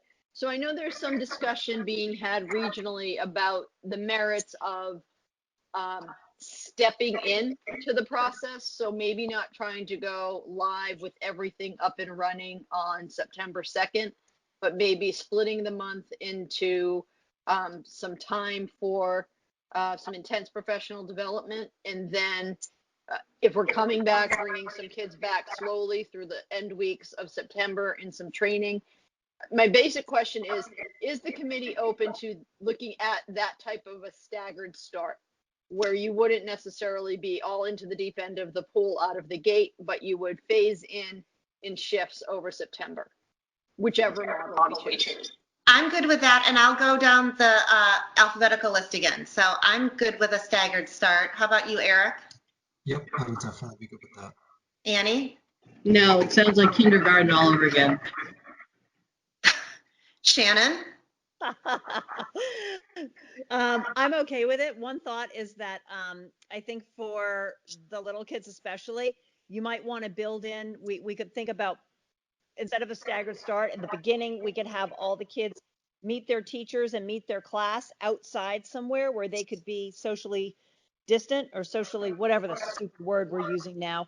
So that they could each lay eyes on one another and have like a personal connection. So maybe we can start that way and then, stagger in all the other stuff, but at least get the kids and the teachers all together at the beginning of the year. Cause I think that personal connection is really important. So that's all I have to say. Thank you. Ken, staggered start, pro or con? I'm gonna be staggered start, some sort of a pro. Okay, he's a pro. Teresa? I'm sorry. I just failed it. But does this affect the end? I mean, or does this count toward our educational days? Do we then have a staggered end? I think our educational days can be a little bit flexible this year, Pam? Yes? I think we are awaiting that edict from on high. Okay. That there's some discussion about reduction of days and time on learning hours to allow for some type of, at least that's being presented, and we folks have asked the commissioner to consider that. Okay, I know Matt's not sworn in as a school committee member yet, but he's elected and he's here. So Matt, how would you feel about a staggered start? If there was a priority on elementary not staggering, like if elementary was the focus, I'd be okay with it, but I think elementary should be as consistent as possible. Okay. There are just a couple of, I know it's getting really late, and I think some of these are things to be discussed at tomorrow's meeting for that other group that I can't remember what it's called. The Fall 2020 Advisory Group. Thank you, the advisory group. One thing that I thought about too that came up in the chat was if we are in a hybrid or a mostly remote situation, especially for the younger kids, would it be possible to consider some kind of drop-off situation for the kids whose parents are both working, or like they need a day, so that kids could come do their online remote learning from a place in a building? Is that something we could consider? Sarah, I think there's a lot of groups willing to partner with us around that. So if we did find ourselves in complete remote, and let's just take any decision making we have off the table and say there's a surge and conditions don't allow us to return, so we're in full remote. I know that we have a great relationship with the Ipswich Y. The Ys statewide and the Boys and Girls Clubs have had, they've been providing the emergency services throughout the shutdown. And I know that they're more than willing to partner with us and see if we could create some childcare opportunities. So I think that's there to consider too, if we even find our conversation migrating away from hybrid for the fall and back to remote, that I think in that next level of planning, partnering with the community and our community partners to provide some level of childcare is going to be critical. Okay. And meals. So yes, that's a yes. One other question that has been going around in my mind and also came up in the chat, so I don't want to ignore it, because it wasn't just in my mind anymore. Somebody else said it too. Would we consider something like K-3 goes back full time and would we consider splitting the elementary so that the younger kids and the older kids would be different, like all in or partially hybrid or whatever? Sure. I'm not following exactly what it looks like, and I'm not sure. I think that's a big question for childcare too, if you've got your kids on completely different schedules. And I think we learned through this process there are a lot of families with 2, 3, and 4 kids at the elementary level. Right. Okay. So sure. It's going around. Maybe that could be thrown up against the wall and see what sticks. Can you bring that up tomorrow? Because I don't think I'm processing it fully in my head right now. Yes, I will try to remember to bring that up in tomorrow's advisory committee planning meeting. Sure. There is a good question, and you keep asking me to say it, and my head keeps going someplace else. So the advisory group is the principals and the directors, the DPH heads from both Manchester and Essex, Sarah and Ken from the school committee, the union co-presidents, Abby, Donnelly, and Joanne. And now I'm really getting put to the test. I know John D. from Essex is a school council member who's serving as a rep. We've got Lisa Pratt from the middle school, Kathy Quill from the high school. All of them are either PTO or school council reps throughout the year. And we have Nate Berkowitz from Memorial School, and Cheryl Mulvey is representing CPAC and the special ed parents. Great. So, yep. And then that meeting is not open to the public because it's an advisory planning meeting, not a public open meeting. Yes, but we are going to be putting up a web page with a lot of information for people. End of the week, the documents that we're using tonight. So a couple of things. Tonight's meeting is available for everyone. Usually they get it up by the end of the week. I'll ask her to try to be quicker about it, but there are links to the playlist on YouTube for 1623.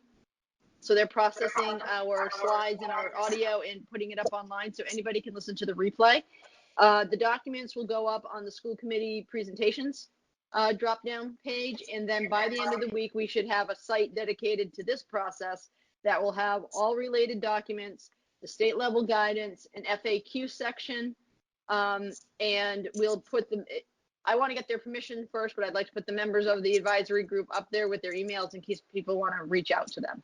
Yeah. So they will be meeting weekly throughout the summer. Okay, and people can reach out to school committee as well. Yep. And we'll also have some town hall meetings coming up. So if people want to participate in those, they should keep checking back. Thank you for prompting me, Sarah. When we send out the survey, just like we sent out the last survey, we're going to publish a couple of dates and times for open Zoom meetings for people to drop in and share their opinions. And those will be listening sessions. So at the school committee meetings, you hear our reports and updates and deliberations, and we're kind of taking your public comment in the chat. In the town hall sessions, it's a feedback session, kind of like a public hearing when we do the budget, for you to share with us what your concerns are. And all I'll say in closing tonight is we are really doing our best to try to manage everybody's needs in this. And I'm sure whatever we come up with will not be perfect for everyone, but we really do hear you. And we are, I really feel for the situation that everybody's in.